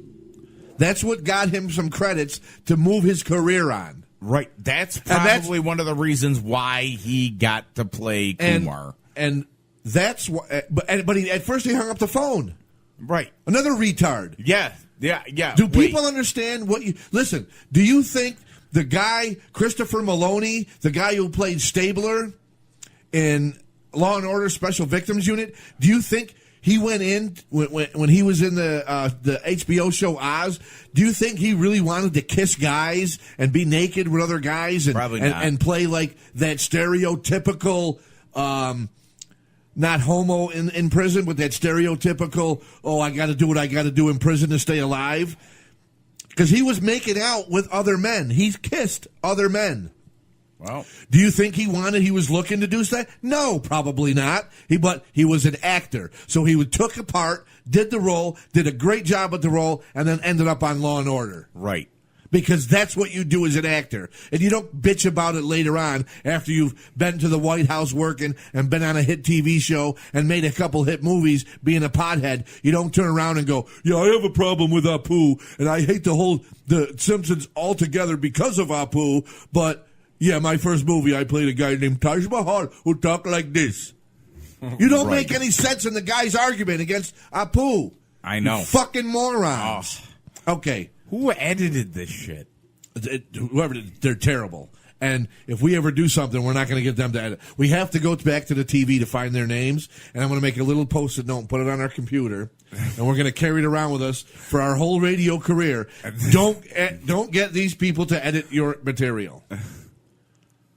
Okay, so that there's more stupidity or more contradiction. Cal Penn, contradiction, more contradiction. Okay, go to Apu number 9. Wow, we got a whole nother page to go. Apu 9.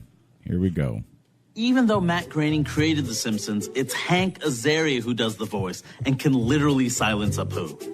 I was feeling hopeful I could get Hank to speak to me, especially since he had spoken about this once before in a Huffington Post article from 2013 entitled, "Is It Time to Retire Apu?" by Malika Rao.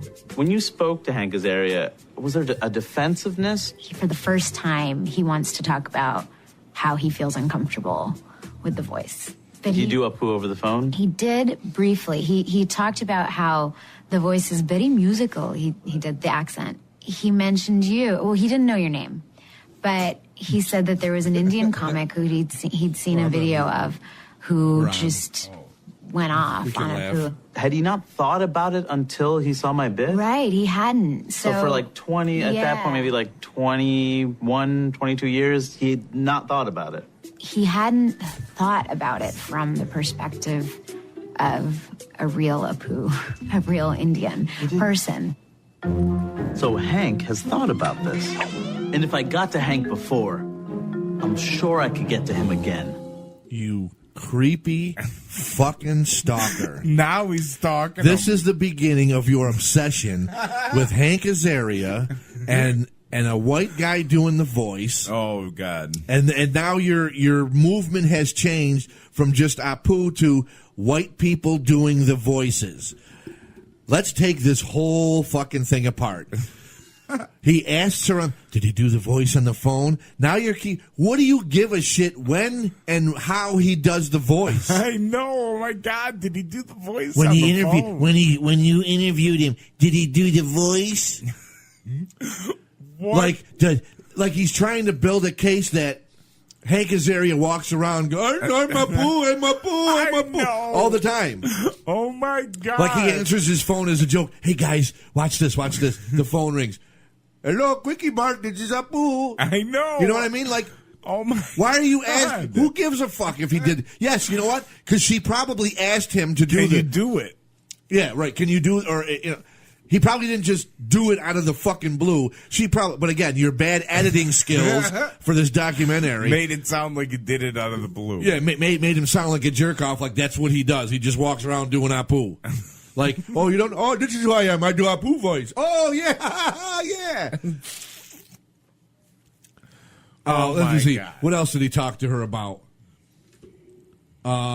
That he didn't think about. Yeah, you know what? He didn't think about it until you said something because he was just getting paid. Nobody thinks about. Other than that, there's one jerk off that thinks really hardly that he should get rid of Apu. Right.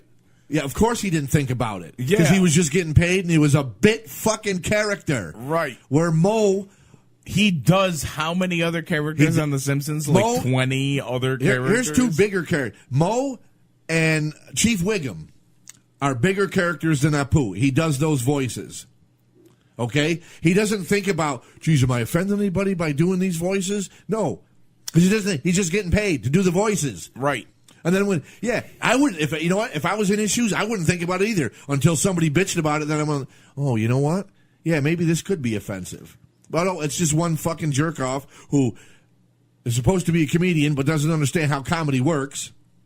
And why is he offending this guy anyway? Does he work at a convenience store? He should work at a convenience store because he's certainly not a fucking comedian. Yeah, he's not a comedian. He should fucking I don't even know if he could fucking be a Walmart greeter. But it again, more insanity and more obsession now with the race. He's this is where he starts. Oh, white and this and that. And again, and this is the obsession with meeting Hank Azaria. Now, do you think now he wants to meet?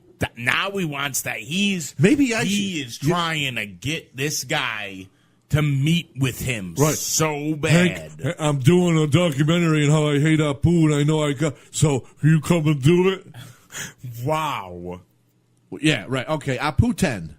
Apu 10.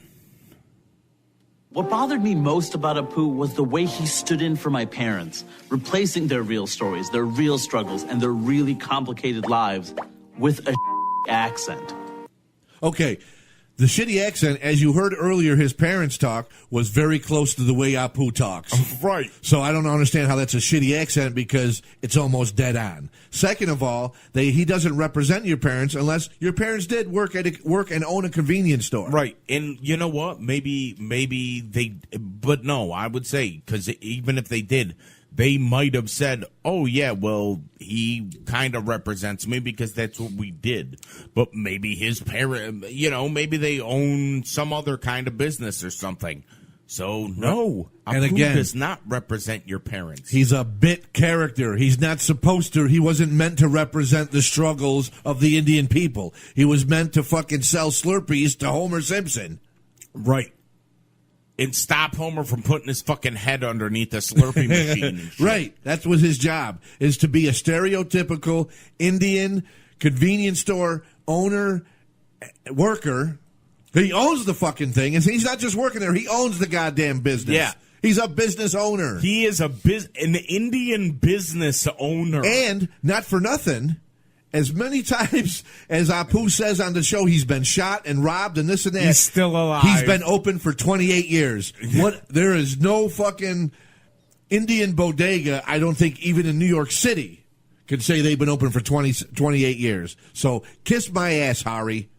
I don't understand what your problem is. And moving along. Now, I think maybe he wants to bang Hank Azaria. Well, he's definitely got some weird obsession with Hank Azaria. He's got some weird fetish for Hank Azaria. That's for sure. Be with Hank. Holy shit. Okay. Now?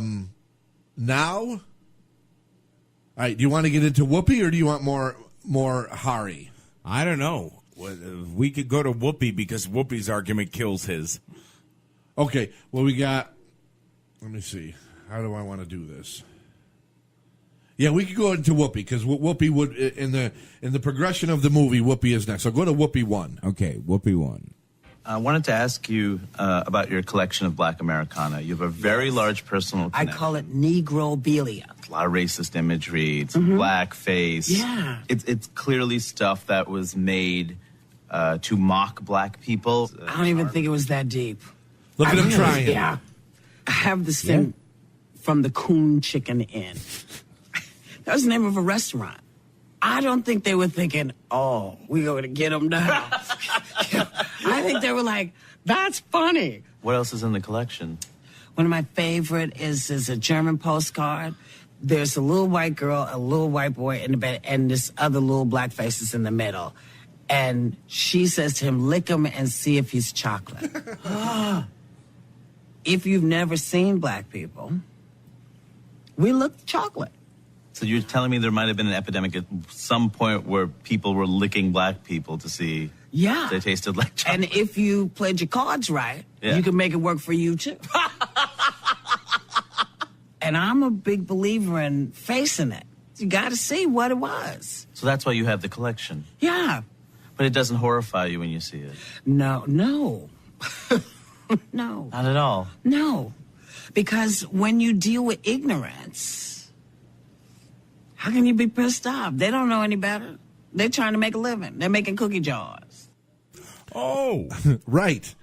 So wait, Whoopi, somebody who legitimately has family because she's black, she came from that generation. So part of her family was bought and sold, and they had absolutely no control of coming over to America. When Whoopi was growing up, she was growing up through that 50s and 60s time where we were in the process of changing, and there was a lot of that. Right. You know, there was segregation. A lot of segregation, and we were changing to get away from. So she grew up with a lot more scrutiny than this fucking kid did. And guess what? If somebody tried doing that, this fucking idiot would have gotten shot because look at what happened on Martin Luther King. Right.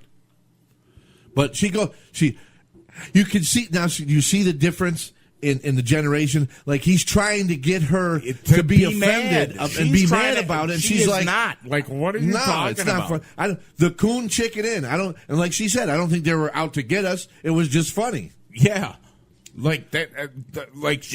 We're really gonna get them now. No, they're stupid. They're too stupid to understand that it's right. And she makes her comment at the end about ignorance. That's ignorance in racist and racism. Yes. I don't think the Simpsons are trying to be racist or they're ignorant. They're just trying to be funny. They're trying to be funny. Yes. So, like the extreme Italian accent and character, the extreme this and that character, the extreme. You're trying to be funny, right? And that's what it's all about. It's funny, and then you're gonna go again. Failed attempt. You're gonna go to now a black person, ask her about her. Wait a minute. Negrobilia. Yes, that's great. The great is that? Negrobilia.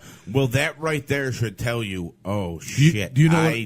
I have. She has a sense of humor, and I have some humor issues. I have some negrobilia. You do? I got it from my grandmother before she died. Oh. And I was going to get him even when she died, but she just didn't want him anymore. Oh. They're the black face. Yeah. Little salt and pepper shakers. Really? Because on Christmas Eve, we used to go to my grandmother's every year for the traditional Christmas Eve dinner. Uh-huh. And I would take the two black people out. Uh-huh. And I would have them talk to, hello there.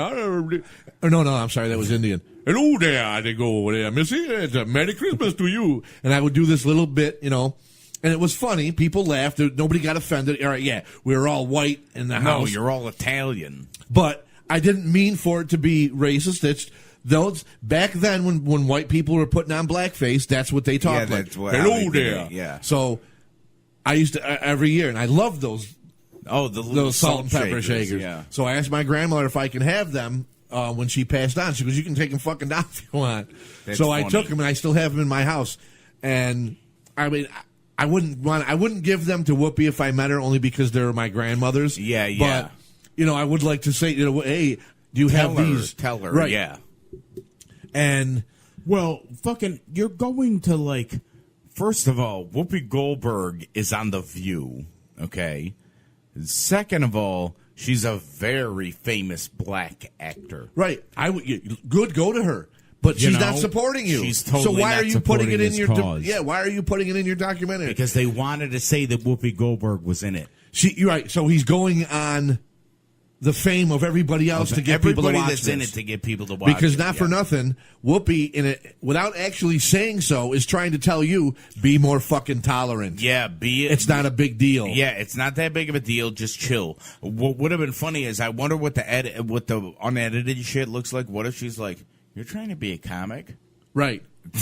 I would love it because she is that outspoken. Yeah, I think she would have said something to him. I think Whoopi, she's fucking awesome. Now, I'm going to explain what a minstrel is because the next clip of Whoopi is that they talk a little bit about minstrel. Now, the minstrel thing is way back in the 20s during vaudeville, 20s, 30s. Oh, yeah. Is when white people put on the blackface and and did their dance and stuff. So that was the minstrel act. But here's the clip. Whoopi 2. Based on your definition of minstrelsy, does Apu count as a minstrel since it's brown paint, a white guy's voice? I would say so, but he's not singing and dancing, is he? Who needs the quickie mart? Now here's the tricky part. Oh, won't you rhyme with me? Yeah, there's. Okay, then he's in the minstrel show too. He's singing and dancing. He's in. He has all the qualifications. He has all the qualifications. First of all, the guy's laugh annoys the hell out of me. And one point we forgot to mention out of the other clip, when she mentioned Coon Chicken Inn. Oh, he laughed. He thought that was funny. Yes. Yep. But anyway, that was funny. In this clip, yeah. And the minstrel thing wasn't meant to be offensive. It was meant to parody. I mean, I'm sure some of it was offensive. Was offensive yes. and meant to be. But I mean, the thing as a whole, I think, was just meant to be a parody, which again is in comedy, which this guy obviously doesn't understand. Yes, doesn't get comedy at all. And not to mention, is that paint? like, the menstrual thing was, like, real people. This is a fucking cartoon. Well, I can get the contrast of it. Yeah, yeah. You know what I mean? But yeah, it's not. It's not that. It's similar to the minstrel thing, but you're not. Well, again, yeah, you're not putting paint on. You're just doing a voice. It has nothing like a lot of these. Some of these minstrel things, I think they were silent. Oh yeah, and it was just the dance, the dancing. Yeah. Okay, so. Again, he doesn't make a very good fucking point. He doesn't. It's like he doesn't get it. Just shows again how he doesn't get it, and he's not fucking funny, and he can't even be serious in a documentary about something that's supposed to be a serious subject. But right. Okay, so the Whoopi thing failed for you, but hey, you got Whoopi Goldberg, so now you're going to get people. Now, hey, you've met Whoopi Goldberg. You're a failing fucking comedian. Yes. And you've met Whoopi Goldberg. Yep. Maybe we should do a fucking documentary on something so we can meet some of our fucking heroes. I know. And then they can say, hey, yeah, you guys are funny. You get comedy. Yeah. And we can get the endorsement from people. Right. Okay. Moving along. Now we're going to Hank Azaria. He takes Hank Azaria, Apu 11, Hank Azaria out of context. Okay. This one's great. But Hank isn't ignorant. He knows there's a problem with Apu, yet he still does this. Remember, priest children, that in life, there is nothing that is not so disgusting that it cannot be sold on a heated roller at a nearly criminal markup. Okay. Here's what pisses me off about this. Because as soon as I saw this, I'm like, this motherfucker has taken this thing completely out of context. So I said to Mark, I'm like, hey, let's find the actual speech from Hank, okay? We find the actual speech. They clearly paid him to go on here and talk like the Simpsons characters that he voiced. Tufts College or Tufts University. Yes, they got Hank Azaria to come on and do a commencement speech like they do with a lot of celebrities, a lot of voiceover celebrities. And if you're if you're not if you're not Tom Cruise or Morgan Freeman and you're a voice actor. Right. Okay, and the college wants you to speak at their commencement. But there are colleges that hire Will Ferrell for their commencement and want him to be George Bush, right, well, or something like that. It's like that's my point. You know, you're not an actor, you're a voice actor. Yeah. So you're going to be asked to do your fucking voices. Exactly. But he didn't just do Apu, but that's what this jerk off wants you to think. Like he just showed up and did the whole speech as Apu, which he didn't. So we pulled the whole fucking, what is it, 5 minutes? It's 5 minutes. And we're going to play it. Here. I'm not going to cut in or anything, but here is Hank Azaria's commencement speech from Tufts University. The whole thing. So in closing, I thought it'd be nice to let some of my Simpsons characters address you and give you their advice. Yes. When in doubt, always pull out the Simpsons voices. That's my first bit of advice. So let's hear from Chief Wiggum first. Thank you very much. Let's see, advice. Kids, you didn't hear this from me, but if a cop even thinks that you're going to throw up in their back seat, they will immediately let you go. No crime is worth having to clean yak out of a seatbelt hole. Also, if you're ever wearing a body camera, take it off when you go to the bathroom. That'll end up on YouTube.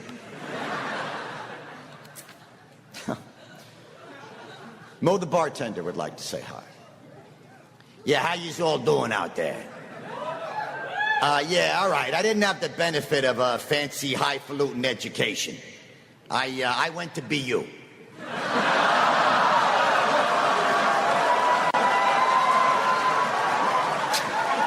Yeah, at least Tufts has a campus. I majored in not getting hit by cars on Commonwealth Avenue. Apu, the owner and proprietor of the Quickie Mart, would also like to say hello. Greetings to everybody here. Tufts students and myself, we have very much in common. We both worship an elephant. And there he is. It's a tremendous honor for me to be staring at an elephant. Remember, priest children, that in life, there is nothing that is not so disgusting that it cannot be sold on a heated roller at a nearly criminal markup.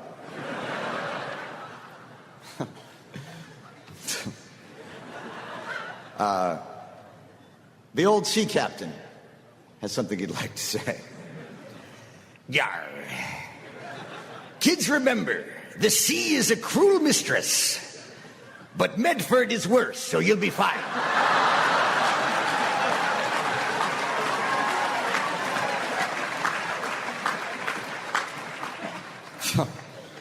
Finally, comic book guy would like to say,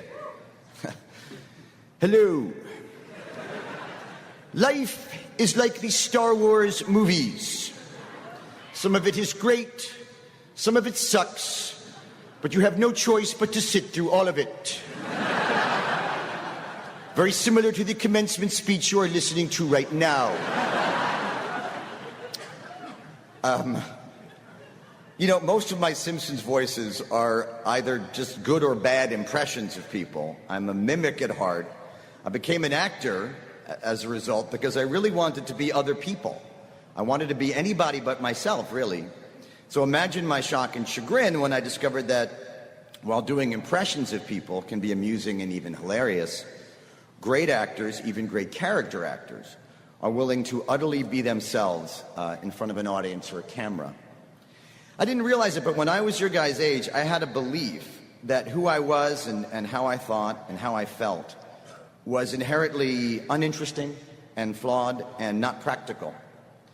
Well, maybe they were, and maybe they still are, but it wasn't until I embraced the person that I really was that my work as an actor got really interesting. I'm not suggesting that you ignore the rules of society or the laws of common sense or the actual law or textbooks or manuals or your teachers or your advisors or the internet or all the other sources that are happy to tell you the right and wrong way to go about doing almost everything. Just please be honest with yourself about what you think and how you feel about all of that. What you like and dislike, what angers you or scares you or saddens you or inspires you or delights you. Those feelings are called your instincts, and you ignore them at your own peril. Or as Agador Spartacus would say it, kids, just please be yourselves. And if you can be yourself, please be Judy Garland from that movie Meet Me in St. Louis. My God, she got to wear such cute outfits in that movie. Speaking of which, why do we have to be in these robes today? Who is this flattering on? You can't look good in this. I mean, maybe with shoulder pads and like a cinch belt, it would all work, but I'm going to stop talking now because the sooner we change out of these things, the better, yes? Congratulations, class of 2016. We did it.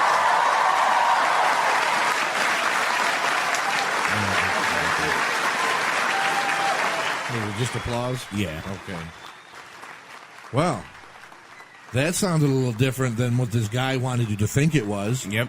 Taking it out of context. It was all the voices, I don't think, well, most of the voices that he does on The Simpsons, all funny. Like, what he needs to do instead of picking apart Hank Azaria and having a problem with him doing is he ought to listen to this commencement speech, and that's what comedy is.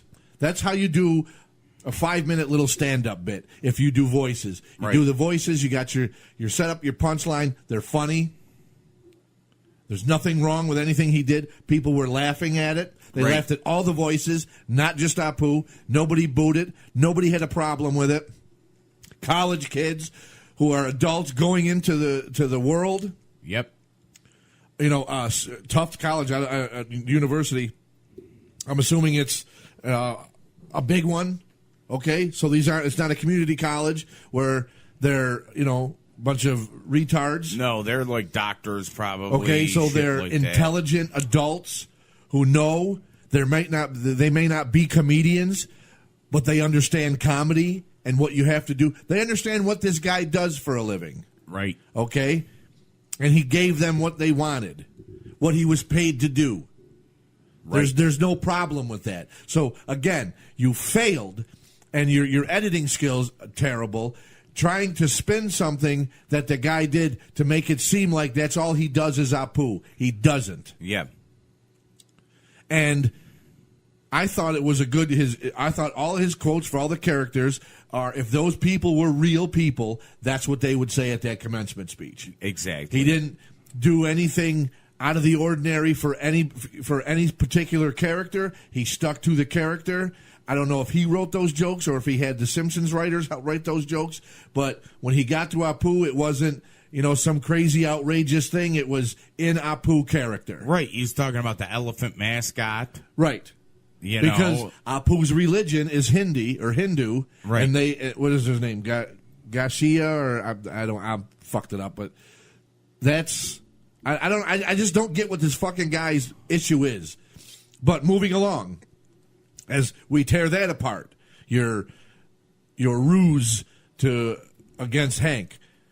This is his tantrum. Apu 12. Okay, here we go. Okay, so it's a forward from his publicist. Hank wanted me to pass this article on to you. And it's the same HuffPo article that me and him were both quoted in like 3 years ago. So he's basically saying that he doesn't want to do the film and he's not going to talk about it anymore. You okay? No, I'm fine. You sure? He's talking to no, his I'm manager. okay. No, I'm okay. I'm fine. Look. Yeah. We'll give him a beat and we'll figure out next steps. Okay. Bye. Now listen close.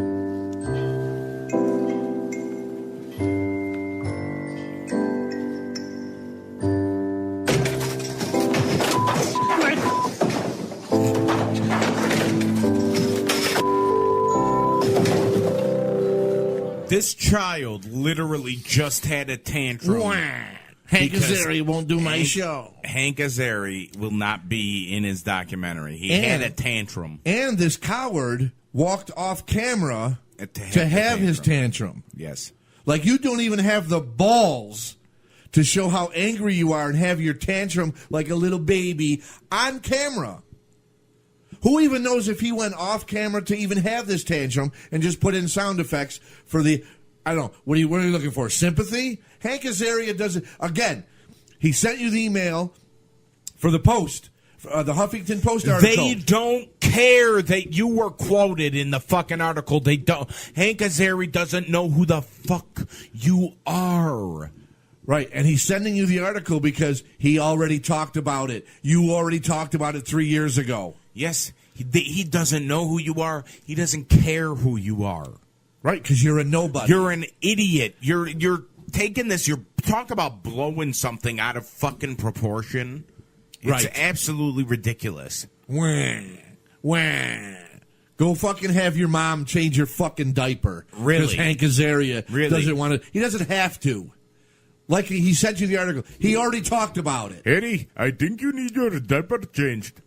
Are you pretending? I am pretending. I think you need your diaper changed, and I think you have a poo hair.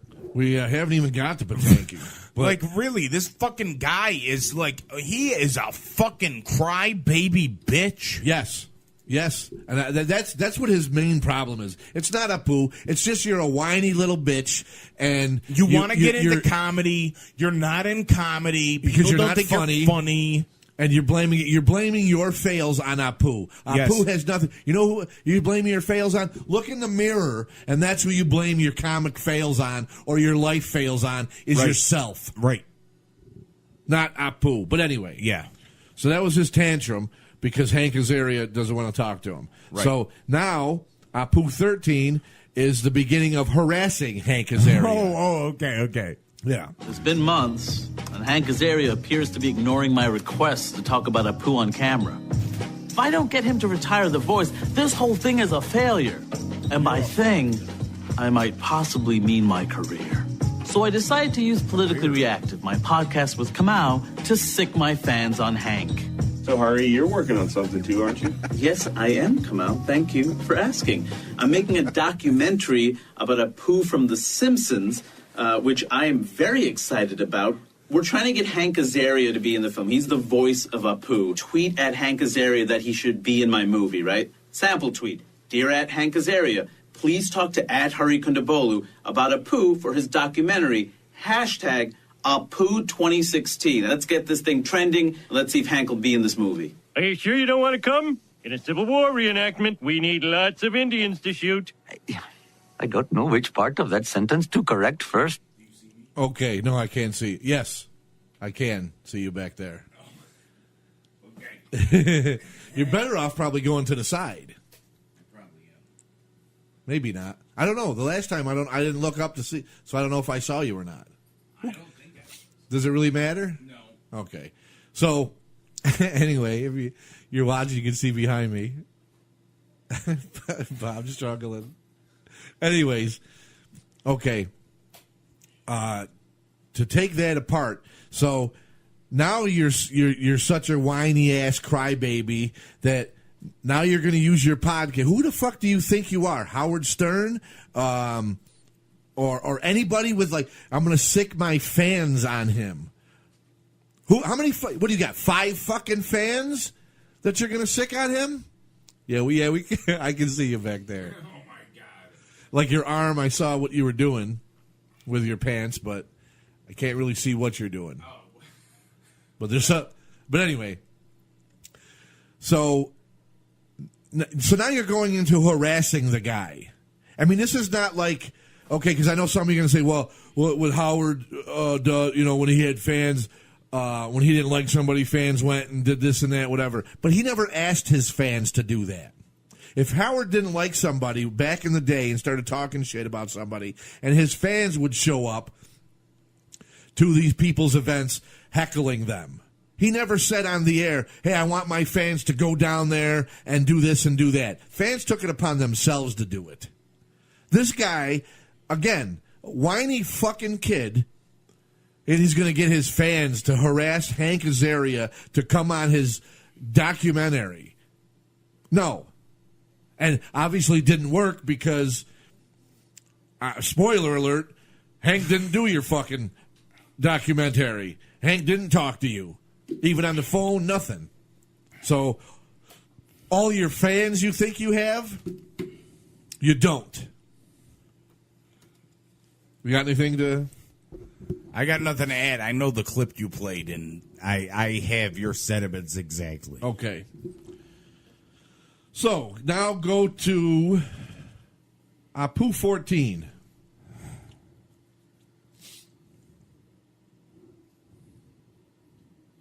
Despite only being said 8 times over the entire course of The Simpsons history, "Thank You, Come Again" has haunted Indian children for over a quarter century.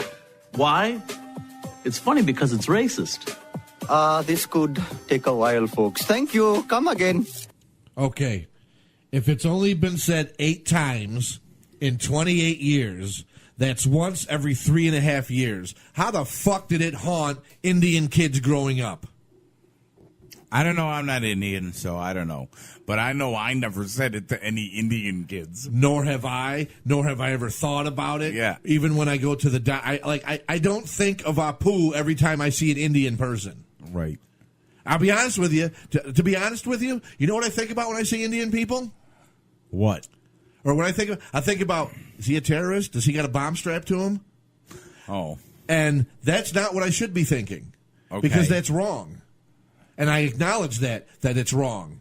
But that's what I because of 9/11, that's what I think when I see those people. Okay. Whether they're walking down the street, not bothering. Like there's a couple in my neighborhood where I work, or where I live. He's got the turban on his head. I don't know the guy. He seems like a nice guy. Him and his buddy, they walk when it's nice out. Yeah. I don't know him. But that's what I think. I go, is he walking the neighborhood to, I don't know. I'm sorry that I think that way, and I don't want to. But I don't think about Apu. Way. I don't look at him and go, geez, does he own that convenience store down the road? Right. The whatever it's called there next to Mike's shop, on York Street. I do. Okay, I don't think that. Does he own that? Does he work there? Does he? I don't think that. Right. So I don't know. Again, I don't understand his argument with something that's been said 8 times. How it ruins people's lives. I don't know. I think he's reaching at straws. Yeah. All right. That's exactly. And again, He's reaching at straws to say, okay, this is this guy's catchphrase. Thank you, come again. But in the 28 years he's been on the show, he's only said it 8 times. Yeah.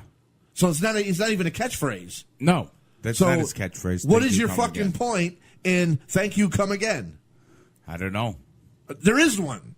So again, what the fuck are you doing? Again, well, I'll tell you what you're doing. You're whining because you're a whiny little bitch. That's exactly what you are. You need your mother to change your diaper. You need somebody to change your diaper. You need to grow the fuck up and stop.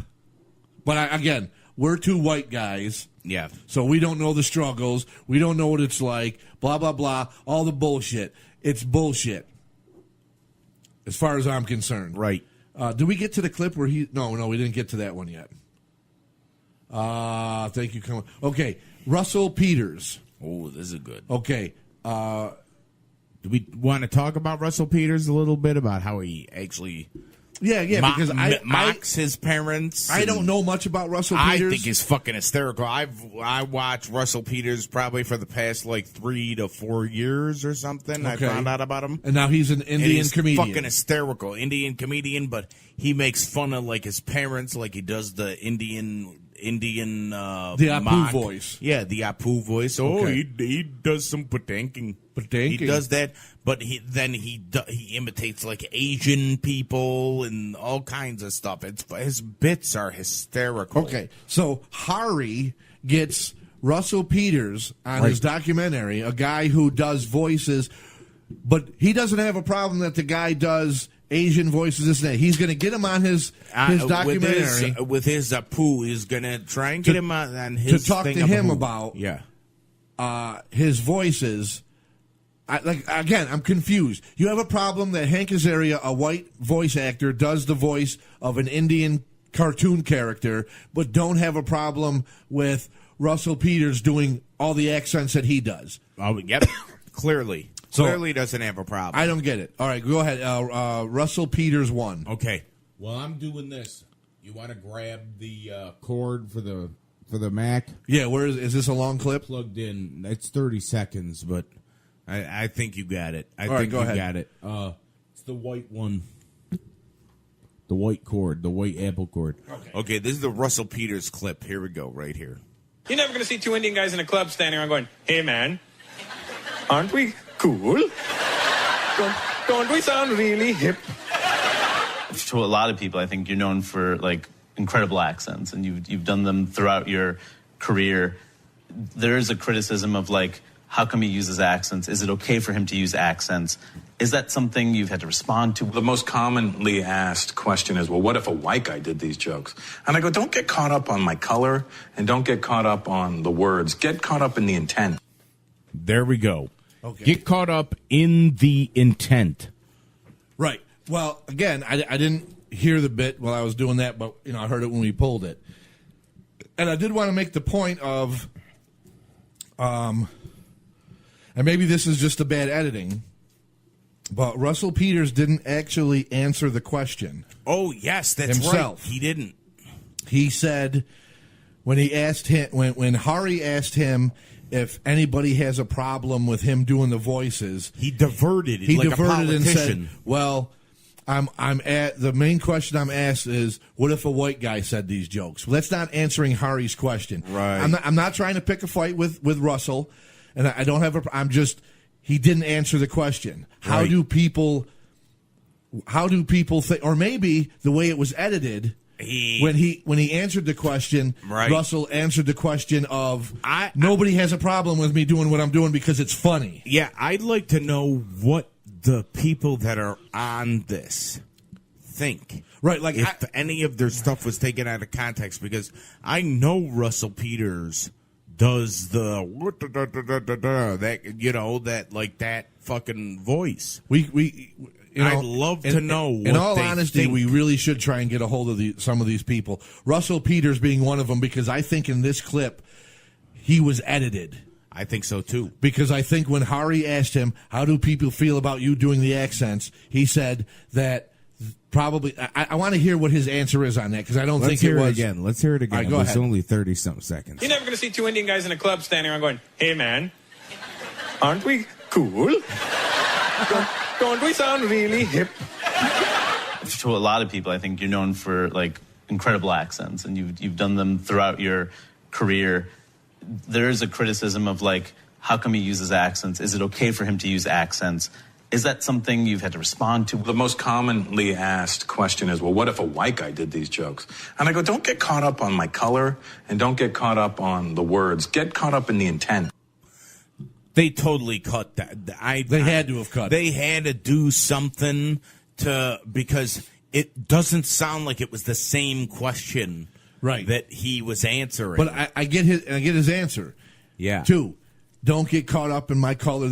Get caught up in the intent. What am I intending to do? I'm intending to be funny and make you laugh. Is he trying to get you offended? No. Right. No. Are the Simpsons? Aren't we cool?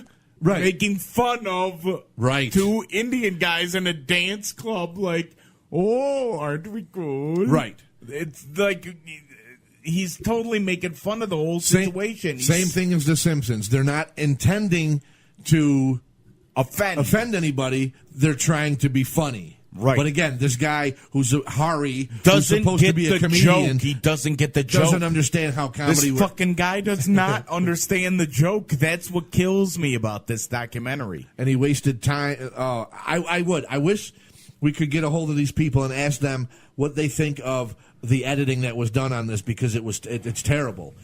And I want to hear the whole Russell Peters. I want to hear the whole interview he did with Russell Peters, and play that as a dude. I'm telling you, because of this, Russell Peters is going to have a new fan in you because you have to watch him. He already does hysterical. He already does. He probably would have. I just didn't know about it. Yeah, you didn't know about him. And not because he's an Indian comedian. Because I love comedy. I try and listen to all comedians. Yeah, but you're on like the Netflix train. Yes. His stuff hasn't been on Netflix like that. He's got like a Netflix special where he plays like an Indian detective. Has he been on like HBO and stuff like that? I believe so. All right, see, I don't have HBO, like so his I don't. specials have been on there and shit. But yeah, I haven't not heard him because of just my own faults of not listening. Right. And usually that's how you discover a comedian or something, is somebody tells you about him. Right, exactly. Or like you said, you're surfing through Netflix and you're like, oh, who's this guy? I'll listen, see if he's any and then funny. check it out. Right. But yeah, no other fault of my own, I've never heard a stand up, but I would love to. Russell Peters is fucking hysterical. I fucking love that guy. He's great. Like, totally good sense of, like, you could tell he's got a sense of humor about being Indian. Right. Like, and that's what the whole thing. That's what a comedian does. Yes. You look at Italian comedians, that's what they do. Yes. They play off their culture and their heritage of being funny. Same thing with Irish. Irish comedians most of their jokes about being drinking, drunk, fighting. Drinking, fighting, fucking. Black comedians are constantly poking fun at themselves, their heritage, their stereotype. They are poking fun with the stereotype. Yes, that is like the whole thing. Watch Chris Rock. Like, am I not supposed to laugh at Chris Rock or Eddie Murphy? Because I'm white? Does that make you racist to laugh? Because one of the points that he says too is people, they like Apu because his voice is funny. His voice is funny. It is. So I'm laughing at it. It's no different than like Eddie Murphy makes a joke about white people, and I laugh at it. Right. Or Dave Chappelle makes a joke about white people or black people. And like, I can't laugh at that because I'm not when white. Dave Chappelle made the Clayton Bigsby thing with the black KKK Klansman guy. Right. And I laughed. Am I not right? I'm supposed to laugh because that's the intent. The intent is to laugh. Right. I don't understand what this guy's point is. And again, you're I will look into the camera and I will tell you. And if I ever meet you in person or talk to you, I will tell you. You're a terrible comedian. Terrible. Get out of comedy. Terrible. You're giving comedians a bad name by your whine-ass misunderstanding of comedy. Right. All right, moving along, unless you have anything to add. I don't have anything to add because I was waiting for the Russell Peters thing because Russell Peters, that's what his whole act is about, is just making fun of certain things, and I just think it's funny. And I'm like, that's why when we first turned it on, I'm like, you wait, he's not going to interview Russell Peters. Right. And he did. And I was very surprised. He did, and he cut it up bad because there was only a couple small clips with Russell Peters. Right. I want to see the whole interview you did with him. So do I. So I can see how badly you tried to cut it up. So do I. To spin it for yourself. Hari, I'm looking in the camera right now. I dare you to release an unedited version of this thing. Well, I dare you. Double dog dare you. Okay? Release an unedited version of this, because these people are not going to say what you want them to say. There'll be a very few, like Aziz, right? Well, I think that his. I think in the aspect of, and I don't mean this in a racist way because it's like this everywhere. I think, like a fellow Indian comedian, they're going to support you in what you're doing, right? So they're going to do the show. They're going to, but. Are they happy about the way you edit it? They might Maybe not be, but they're not going to tell they're you not because say it. you're going to stick together, right? Like and help each. Like if I did some, some white, they're going to try and stick with me and support me and help me out. Black comedian, black whatever, right? They're going to stick together and try and help each other out. No, stop saying white. You're fucking Italian American. Either way, that's what this guy he doesn't see that. He sees skin color. That's it. Well, clearly. He doesn't see anything else. Yeah. And to me, that's kind of racist because I don't see, and we're going to get to that clip of you talking about that. Let's go on. Okay. Apu 15. This is where he tries to spin some street interviews. Oh, okay. Apu 15. Here we go. You know that a white guy does the voice? Because the voice is, it's actually done by Hank Azaria, who's a white voice actor.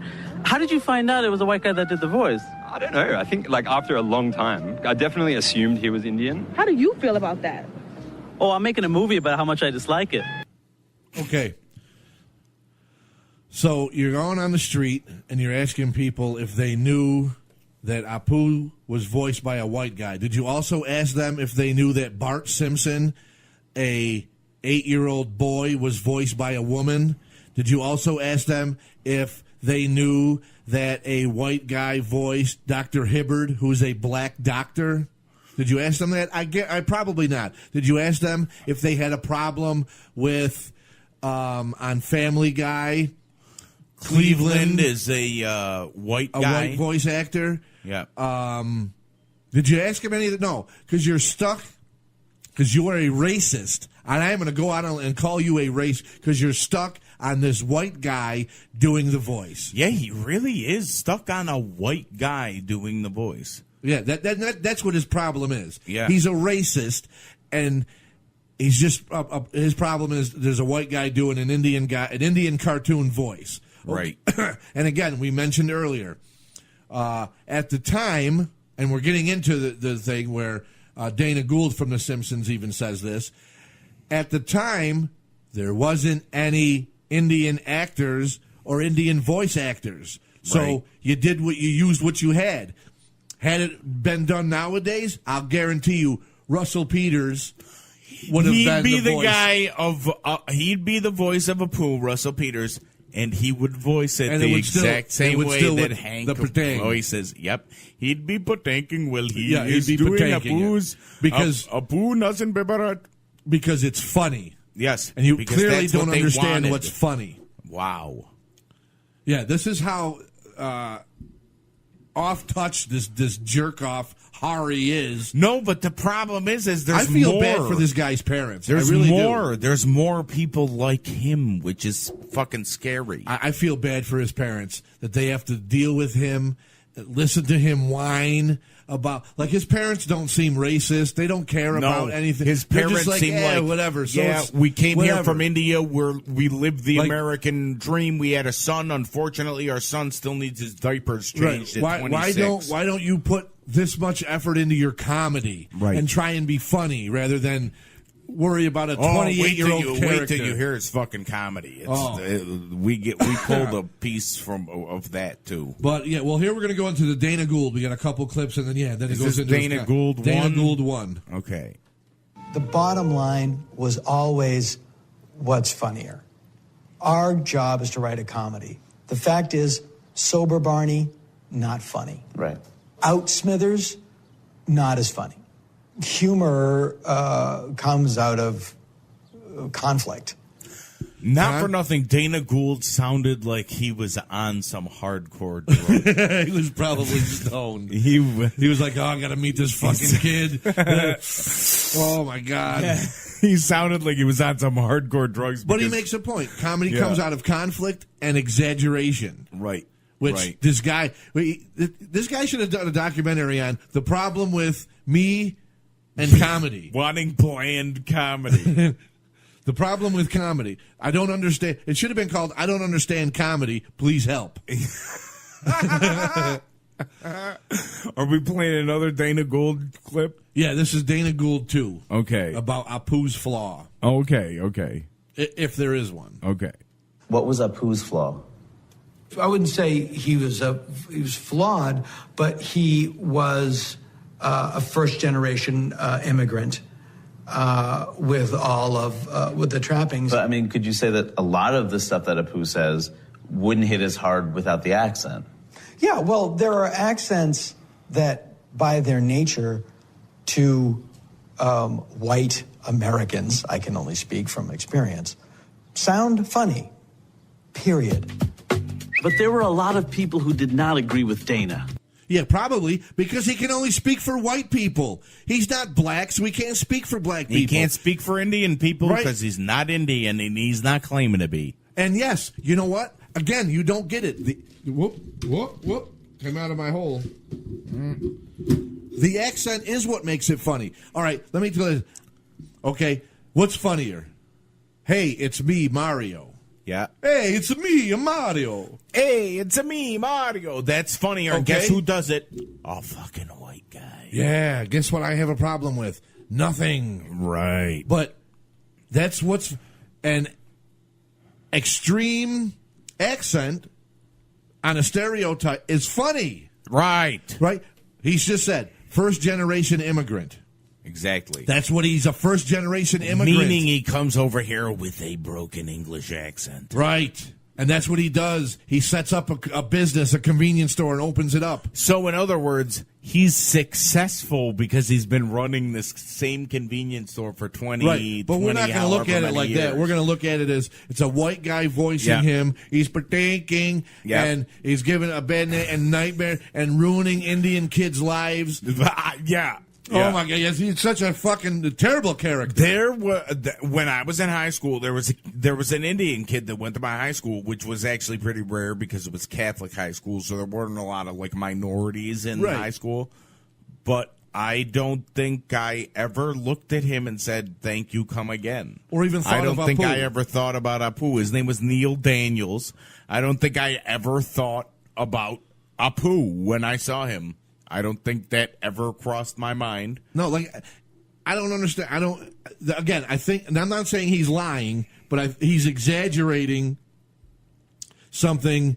He's exaggerating a point for himself. But wouldn't he have gone to school in New York City? Because he which lived is in a Queens. fucking melting pot of people? He says, I don't know if we got the clip, but he says later, he lives in one of the most diverse places in New York City. Okay. So aren't you going to school with black people, Mexican people, Indian people, white people, Irish people, Italian Everybody's people? picking on everybody. Everybody's picking, yes. And then they have their cliques. The Irish kids stay with the Irish kids. The Italians stay with the Italians. The black kids stay with the black kids. Indians, and this Indians. this was like high that. school and stuff. Get over it. You're 5 years old. Right. And you're talking about now something that happened to you less than 20. Like, stop. Yes. What's next? Dana Gould 3? No. Okay. Apu 16. This is some of Hari's comedy. Okay, this is Hari's comedy. Here we go. It's funny. I always loved stand-up comedy as a kid. Like, it was like magic to me. Well, I knew that I wanted to do that, except I was 17 and didn't have a complicated life. What I did have was the fact that I was Indian. Oh, you got me from India. Oh, you got me. I have some chicken tikka in my backpack. You want some? Delia, give me 3 wishes, yeah. Come on. So I milked it as much as I could. Like every corny joke about race I could imagine. Like jokes about curry and taxi cabs, gas stations, convenience stores. And it was awful. Okay, and just so he couldn't say anything about this, and then afterwards he said he did it for 4 years. Right. And says after 9/11 happened that he didn't do it like this anymore. Right, he But changed. this was funny. But yeah, this yeah. stuff was like He the said funny that- stuff because he made fun of People were laughing, as you Right, heard. right. But at the end of the clip, he says, but it was awful. Right. So laughter, like this is how So fucking he skewed he is. thought- He thinks when people laugh at Yes. him, that it's bad. Yes, and that's what that's the job that he wants to get into. If you're I don't think this guy's Indian. I think he's Polish. Wow. Because he's got it all fucking backwards. Wow. When people laugh, it's not good. I got to go on stage and they can't laugh at me. Like he's a Polish comedian. Wow. Like this guy's fucking. Hey now, yes, I went there. Oh my god. So wait, what's next on this?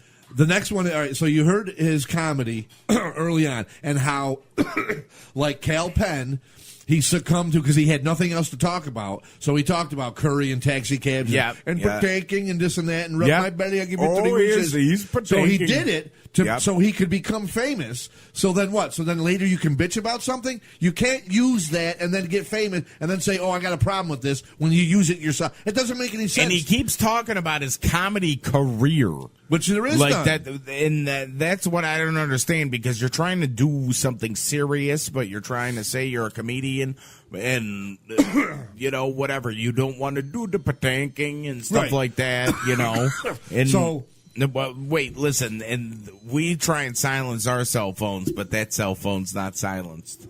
Oh, Isn't that's that all right. funny? Okay, what are we going to next? So the next is after what you said. So after 9/11, yep, because now Indian people aren't viewed the same, very nicely, They're very not viewed favorable. favorably. So now he decides he's going to change his comedy To not get laughs. Right, to not get here's his new comedy, Apu 17. Okay. So why was I on stage doing crappy impressions of my parents? I was minimizing them the same way America always had. My comedy had to shift from the way people saw me towards the way I wanted to be seen. I hate when people say they can't see color. I can't see race. If you can't see race, you can't see racism, then what good are you to me? You know what I mean? I hate that. I hate that. And people say they can't see race, and I think that leads to more racism. Like every year. Like when did Halloween turn into racist Christmas? Right? When is that the year people think they can get a pass for being super racist, wearing blackface or a geisha outfit or whatever? Why do they assume that? Every year you see people, like white people wearing blackface. It's not just white people, it's also some people of color that have chosen their sides. This fucking guy is ridiculous. I'd like to say, like, I do not see, like, color. It doesn't fucking matter to me. If you're a good person, you're a good person. If you're a shitty person, you're a fucking shitty person. Now, this is like the same room, pretty much, that he was doing the comedy in. No, barely any laughs for this new Hari comedy. Like, it doesn't make a fucking ounce of sense to me that this fucking guy, unbelievable. Halloween, like a racist holiday. Right. Now, and he said, sorry.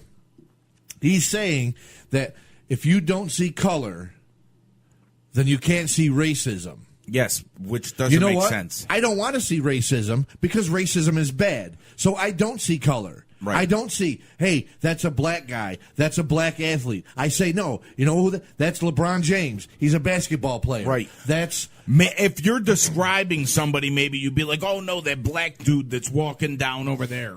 Right. But because that would define, the person that you're referencing. Breaks it down to what you're looking for. But no, I don't see that. Like, oh, that's black. No, that's my friend Sam at the bar. Right. I don't say, oh, the black guy over there. Right. Go down there and ask for Sam. Exactly. But again, All right, so he's a fucking racist. He's got issues, and then he goes into This fucking guy has serious fucking issues. Hari, I suggest that you go to the nearest mental hospital. What is it in New York? Bellevue? Yes, and check yourself in. Go check yourself into fucking Bellevue. And now this is his, again, comedy's supposed to be funny. Yep. So this is his joke about Halloween being a what? A racist holiday. Racist Christmas, yes. Okay, I just looked it up. Last year, 2017, the top 10 Halloween costumes. Okay.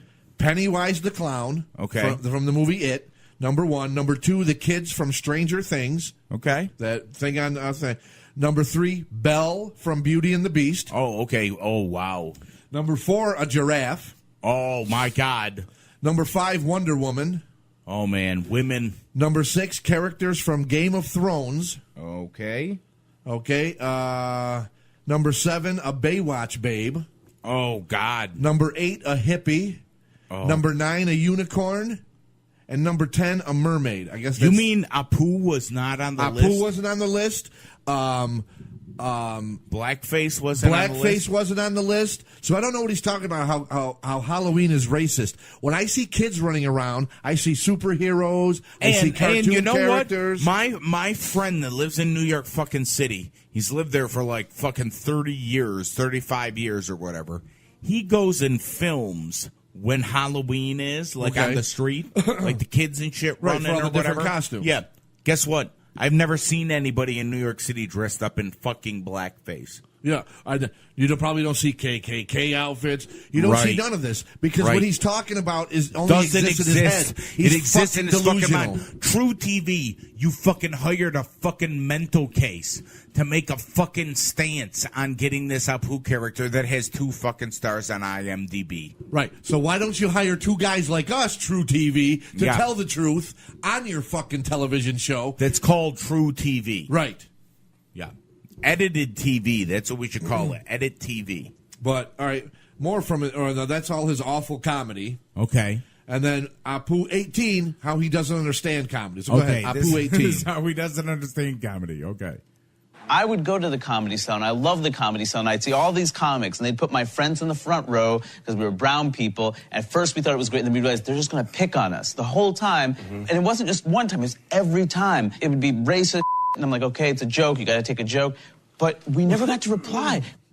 You don't get to reply if you're at a comedy show. First of all, you got to sit front row probably because you guys were first in line. Okay, or that's what you bought tickets for. They didn't just move. First of all, if it's a first come first serve seating place, yes, of course you're going to sit front row. They're not going to escort. They're going to seat you, kind of like when you drive somewhere, when you drive to like a fair and there's parking and they tell you where to park because it's they first take come the first airplane serve. wand Right. and wand you over to where so you as need you're to walking be. in the club, yes, you're in first, so you're going to sit in the front row. Don't wait at the fucking door to be the first one in. You won't sit at the front row. Yeah. All right. Second of all, if it's a ticket you bought, then you bought front row tickets. They're not going to say, if I bought front row tickets, Hey, they're not going why to be don't you move, buddy? Why don't you move? You're white. Why don't you move back so we can put the brown people up front so they can be made fun of? No, you're fat. You're better than the brown people. Go sit up front. Yeah, no, it doesn't work like that bullshit. Yeah. And then, he's a comedian. You're not supposed to react. You're not supposed to get a chance to have a dialogue with a guy on stage. Right. That's not the act. Right. You go to watch the comedians laugh. You don't go to fucking interact with him unless he's an interactive comedian. And comedians aren't fucking interactive. Right. You know what? I know I'm fat and in a wheelchair. I would not want to sit up front at a comedy show. He doesn't understand comedy. I would not want to sit up front. Oh, at they a put comedy my show. friends and I up front because we're brown. No, they put you up front because you're the first fucking idiots through the door. Wow. We don't have a chance to react when the guy makes fun of us because you're not part of the fucking act. Really? It doesn't make any fucking sense, Harry. I want to throw this fucking microphone against something. You're so stupid. You're so fucking retarded. Now, if you notice, when we're actually making fun of you, we're not patanking. Right. Because you're just a fucking you're retard. Really? What's next? What is next here? More Dana Gould. Dana Gould 3 about writing TV. Okay, here's how to write TV. Hurry. It sounds like Cleveland Brown when he says Turry. It sounds like he's saying, hurry. Hurry. Hurry, here's your bad comedy, hurry. To the writers, there's no difference. That Mr. Burns is funny in these 4 ways, Apu is funny in these 4 ways. That's so mechanical, though. That's the nature of writing a television show. Absolutely. There it is, fucking hurry. This character is funny this way. This character is funny this way. It is. It's called mechanics. It's called a formula. That's how it works. Again, horror movies. The formula for a horror movie, the formula 3 for white guys, for 1 a slasher, black guy, 1 girl. For a slasher movie was exposed in the Scream movies. The formula is you have a slasher running around with a mask knifing people. Right.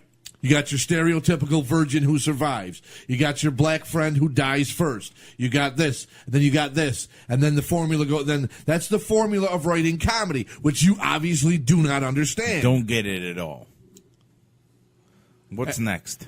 Dana Gould 4 about Okay. about the difference of The Simpsons today as opposed to before. If it was done. Okay. Dana Gotcha. Gould If 4. they were to make it today as Right. opposed to back then. Dana 4. By the time you got there, was there a sense of, like, any kind of regret? Like, I wish this character wasn't built this way. I think if The Simpsons were being done today, I'm not sure if you could have Apu voiced by Hank. I mean, do you see that as a good thing or a bad thing? Is there a value, or is it just the way it is? I see it as a thing. How much do you want to tear at the fabric of the show? Do you want to pull Apu, a beloved character, out of the Quickie Mart, a beloved setting, just for the sake of updating that character to be less anachronistic? Right. It is what it is. Okay? It was Yeah. done long ago because there wasn't any Indian actors, voice actors, so it was right. If it was done this way because everybody is so PC, again, right. He still would have had the Patanking voice because they would have got probably Russell Peters to do the fucking voice. Exactly, and they would have said, Russell, can you do your parents Right. and if do not, this character? Russell Peters, being a fucking comedian Would probably- who knows comedy, would have suggested, hey, do you want me to do the voice like this? I think it would be funny. Exactly. Because that's what the character would be. Because a Russell stereotypical- Peters understands comedy. Like, I don't get what this kid is, and he's trying to... He's trying to fish for things, but he's not getting the answer, and he's still putting it in the documentary. Everybody is making you look like a jerk off, Right. And you're so fucking stupid, you don't even see it, and you put out this piece of trash documentary. Yeah, exactly. Now, wait, what's next? Because we're winding down here. We're getting some good clips right here. Right, that is more contradiction. Apu 19. Apu 19, this is more of his contradiction. Yes. I don't think Hank Azaria thought about it probably that much. It was just a funny character, one among many that he did. I mean, that's part of comedy, too. I mean, I think the media that is created, I mean, part of it is to have a conversation. And with stand-up, you're having a conversation. You might not be having the conversation directly with the performer, but the stuff I hear other performers say, I think about, like, that's a lot of people who feel that way. It's not just him. I'm not going after him. I'm going after all the people that laughed and feel the same way. Wow. Well, first off, the guy first talking was not him. I don't know who it was. Right. But, like after that first sentence, it was hurry. And talking about how, he knows comedy and something is supposed to be funny, but he doesn't know what he's talking about. We might even almost have to play it again just so I can wrap my head around. Are you able to stop it in the middle? Nope, because you didn't want me to. All right, go ahead. Hold on. Let's change this so I can. Because there's a couple different contradictions there. Okay. 19, here we go. 19. I don't think Hank Azaria thought about it probably that much. Right. That was the guy. That is not him talking. Right, that's not Hari. That's the other guy. It was just a funny character, one among many that he did. I mean, that's part of comedy, too. I mean, I think the media that is created, I mean, part of it is to have a conversation. And with stand-up, you're having Stop it there. Okay. He said, all right, now he acknowledges the fact, yes, that's a part of comedy. Right. So he's right. accepting now what Hank Azaria is doing. That's a part of comedy. Right. But your whole documentary is about how he doesn't get it. So, right. All right, now go ahead. Okay, here we go. A conversation. You might not be having the conversation directly with the performer, but the stuff I hear other performers say, I think about that's a lot of people who feel that way. It's not just him. I'm not going after him. I'm going after all the people that laughed and feel the same way. I don't get that. Right, now he's listening to comedians. He's saying that if a comedian makes, let's say Chris Rock makes a black joke, if you laugh at it, that got makes a you racist or something. He's looking at the people who I are don't laughing get at he doesn't get it. Like Chris Rock in one of his original specials where he goes, what the fuck did he say? He's talking about niggas going and robbing places. He goes, you got money? Hide it in the books. What? Okay, so if I think that's funny, I'm racist? I don't get that. I don't get this guy's fucking way of thinking. I don't get it either, because he's got an obscure way of thinking things. Because he's trying to make this about... And then he listens, but I don't fucking get it. You know what? He listens into shit too much. Just appreciate it for what it is and laugh. Exactly. Just fucking have fun. You obviously don't get comedy, so... I wonder how much he gets laid. Oh, probably not at all. Yeah. Because he probably analyzes that to hell, and the woman's like, you know what, never mind. I you know what, I'm not horny anymore. Never mind, you've vandalized my pussy way too much. I'll change your diaper before I leave, and then you're on your own, you big fucking baby. Okay, what is next? Poo 20? Poo 20, more whining about Hank. Okay, hold on first. Stereotype? Who's a stereotype? That's a spicy accusation. You pipe it down. Hey. Now that's funny, right? But according to him, because we're Italian American, we can't laugh. We can't laugh. We at should that. have a we problem. should have a problem with those people that do that voice because we they're understand probably comedy. White. And that's white. why we don't have a problem with it because they're white and they're that's somebody see me. Yeah, who's doing that? Are the people doing those voices are Italian? Maybe I should have a problem with it, but I don't. Yep, we should get pissed at them. Here we go. Here's him in more of his delusion. I've been trying to get Hank Azaria to be in this documentary, obviously because it's about Apu and he forces Apu. How do we get him, Dana? I don't know. I would be astounded if he would voluntarily want to justify any of his voices. That is Dana Gould. Right. Okay. Well, he said, what do you saying, think, Dana? He's saying so desperate for Hank. He actually, during that interview, when he was interviewing Dana Gould, he literally took the time out of the interview to say that I want Hank Azaria in my movie. How can I get him? Wow.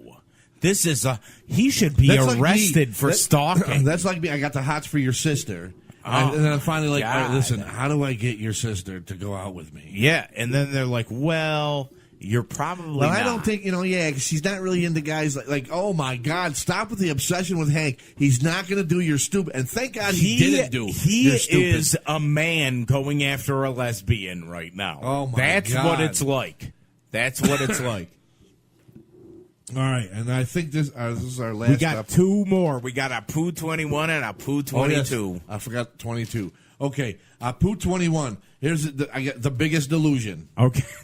That's how I made the note. That's great. Wait, he's like Matt Hardy. The final deletion. The biggest delusion. The biggest delusion. That's great that he gets to choose how he wants to be portrayed. What a privilege. He gets to choose how he is viewed by other people.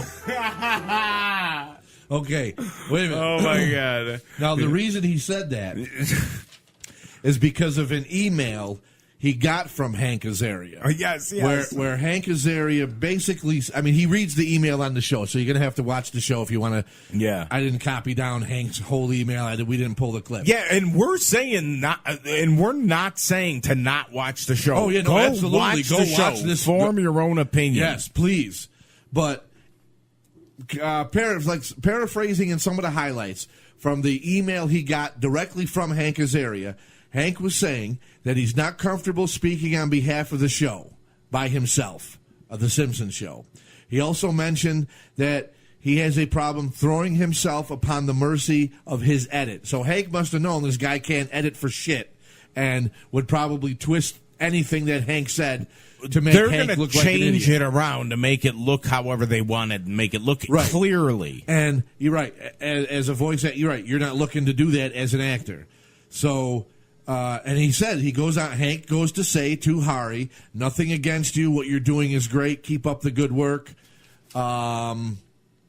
He even says at the end of the email that he'd like to meet up with him afterward and on a mutually acceptable forum discuss this. Mutually acceptable forum meaning something like Facebook Live. Facebook Live, that 60 you can't minutes. edit. Something that, no, I would even say 60 minutes. It's all edited. Everything's edited. You'd have to go on a platform that was completely unedited. Something that Right, so is there's- live. that's not biased. You would have to go to like a Comic-Con and be on a panel. I You'd think- have to go on YouTube Live, Facebook Live, something live that cannot be edited. Howard Stern show. Howard Stern. That's what I'd That's say. where Go you on go Stern. because one, he's the greatest interviewer. Howard Stern would kill this guy. He would pick this guy apart to no fucking end. Well, that's what I mean. They need to go there.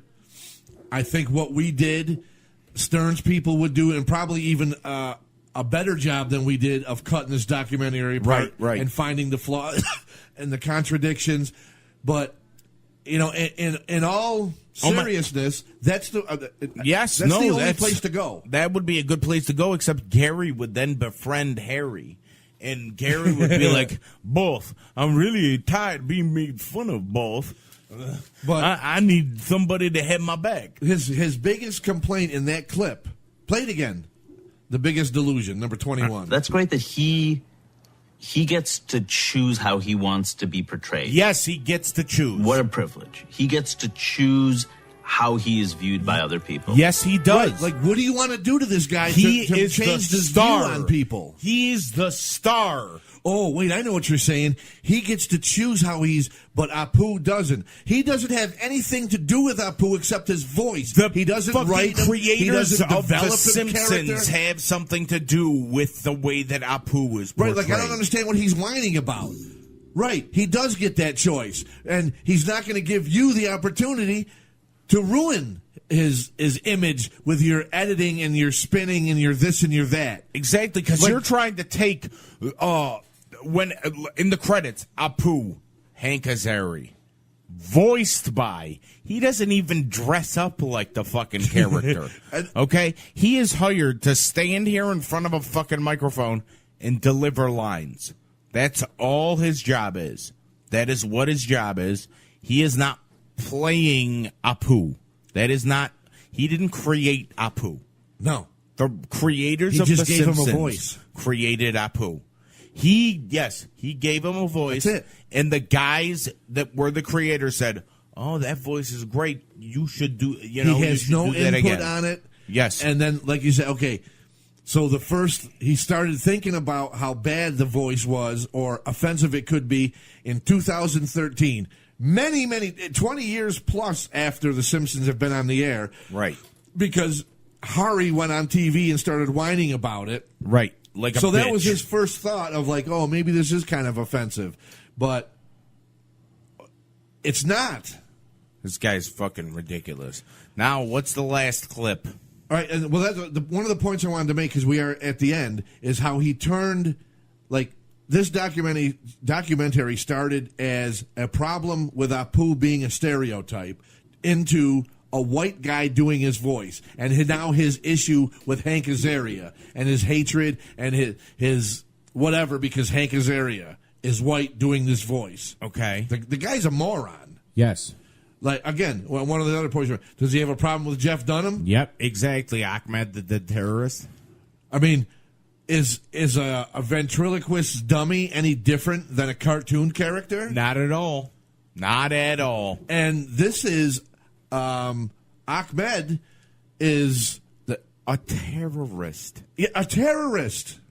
Silence, I kill you. I would be more offended by that if I was Indian than a fucking business owner, a successful business owner of 28 years who, on the show, they don't make an idiot and he has a brain. Right. Like he's a smart business owner. No, but you're not going to, are you going to say, like, how come you didn't say anything about that? The guy, Hari, get out of comedy. Really? Get out.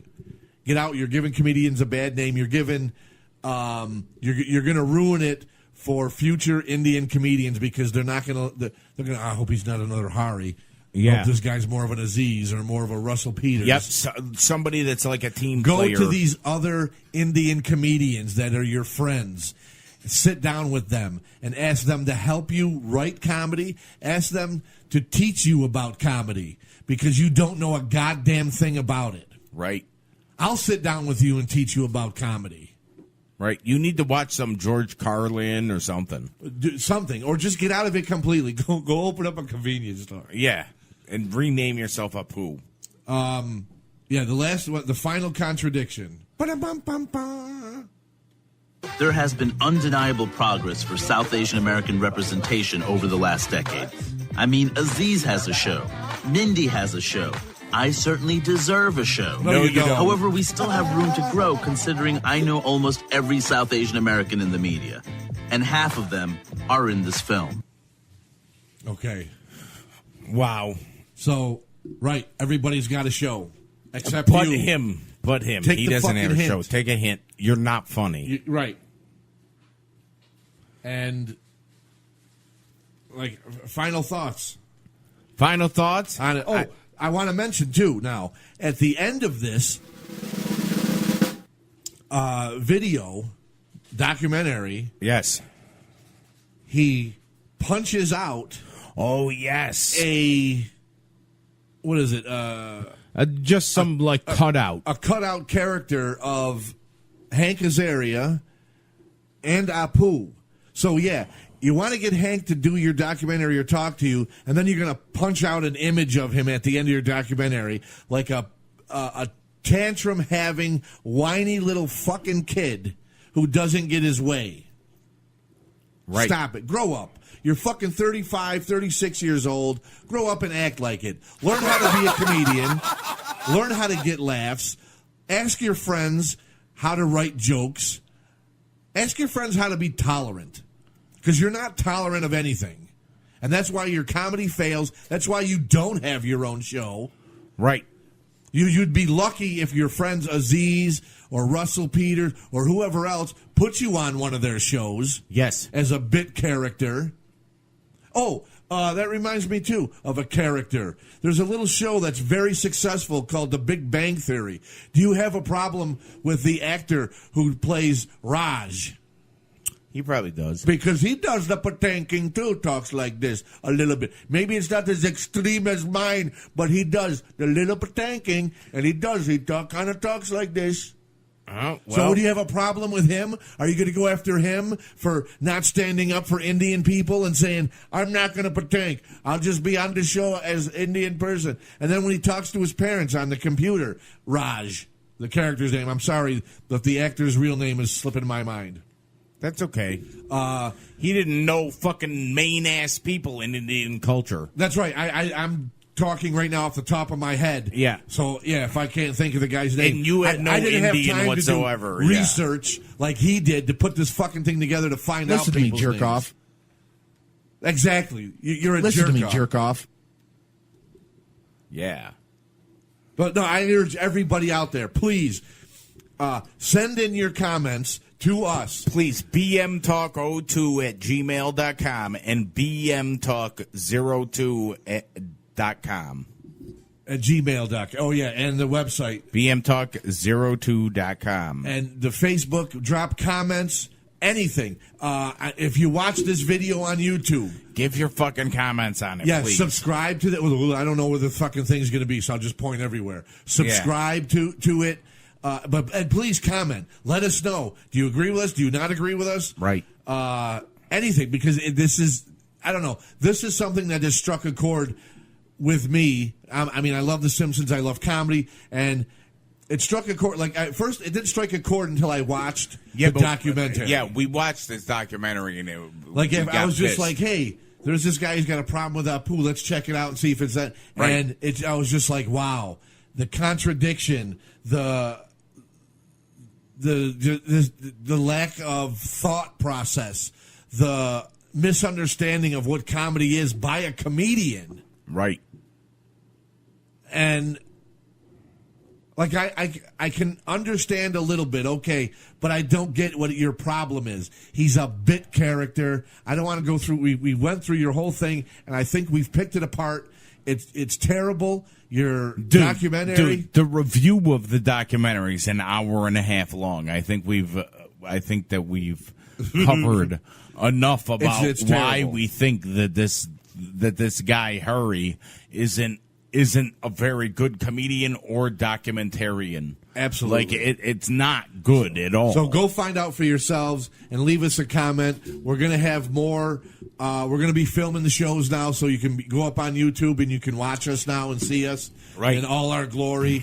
You'll be able to comment there. I think we have our own channel on YouTube where we're going to be having one. Yeah, we do, but you can listen. Go to the website. You can find everything. All right, so just go to the website. BM02.com. Okay, there you go. The website. Go to the website. There's links to everything on there. Our YouTube, the actual podcast on fucking Radio Public. There'll be links to everything. We're gonna have shit up about Bill Cosby. We got him holding up Ambien.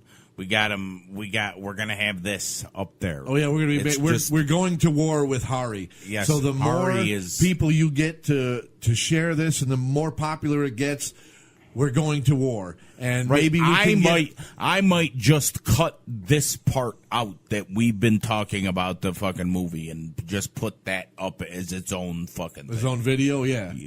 Because it's just fucking ridiculous. And listen, the guy's fucking whining. If Hari wants to debate us and come on the air with us and talk about his documentary and his problem with Zapu, listen. Well, I will gladly have him on the air. Just and hit us up, with him. bmtalk02@gmail.com. If you want to go, we'll go on your podcast the same time you're on our podcast, and we'll dual podcast together and talk about this whole thing. Yeah. I don't have a problem with it at all. Like, yes, I'm mad, I'm going off the mouth, this and that, and blah, blah, blah. But I have no problem talking to this guy on the air and picking him apart and asking him these questions about, well, listen, like Bob dared you earlier, play the whole Russell Peters thing. Like, what really happened? I'd like to see the entire clip. Unedited. And I got my own questions that I'd like to ask you that I'm not going to edit because it'll go on live. The shows that Bob and I do right here on BM Talk, not edited. We don't edit them at all. Once we're done with our show, we stop it and put it up. You might end up seeing me pee in the background. Right, absolutely.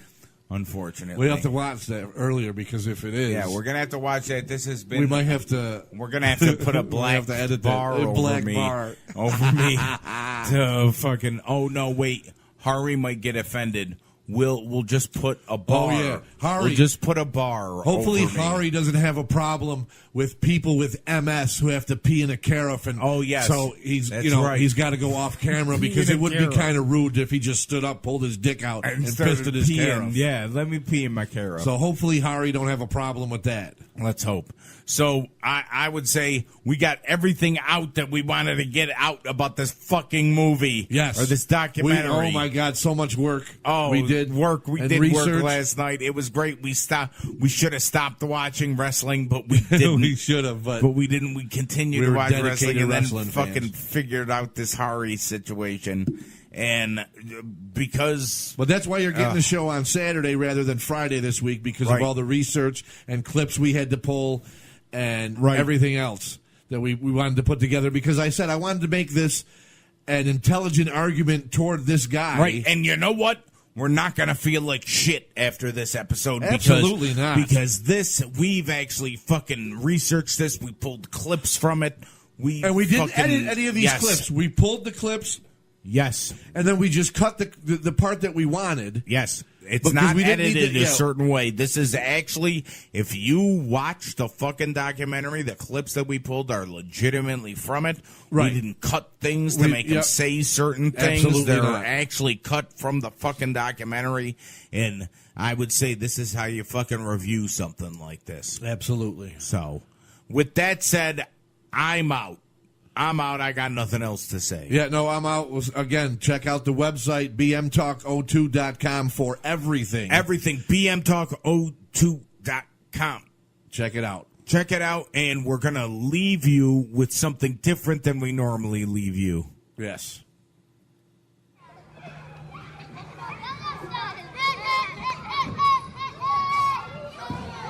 Playtime's over, bitches. It's time to talk shit with Mark and Bob on BM Talk.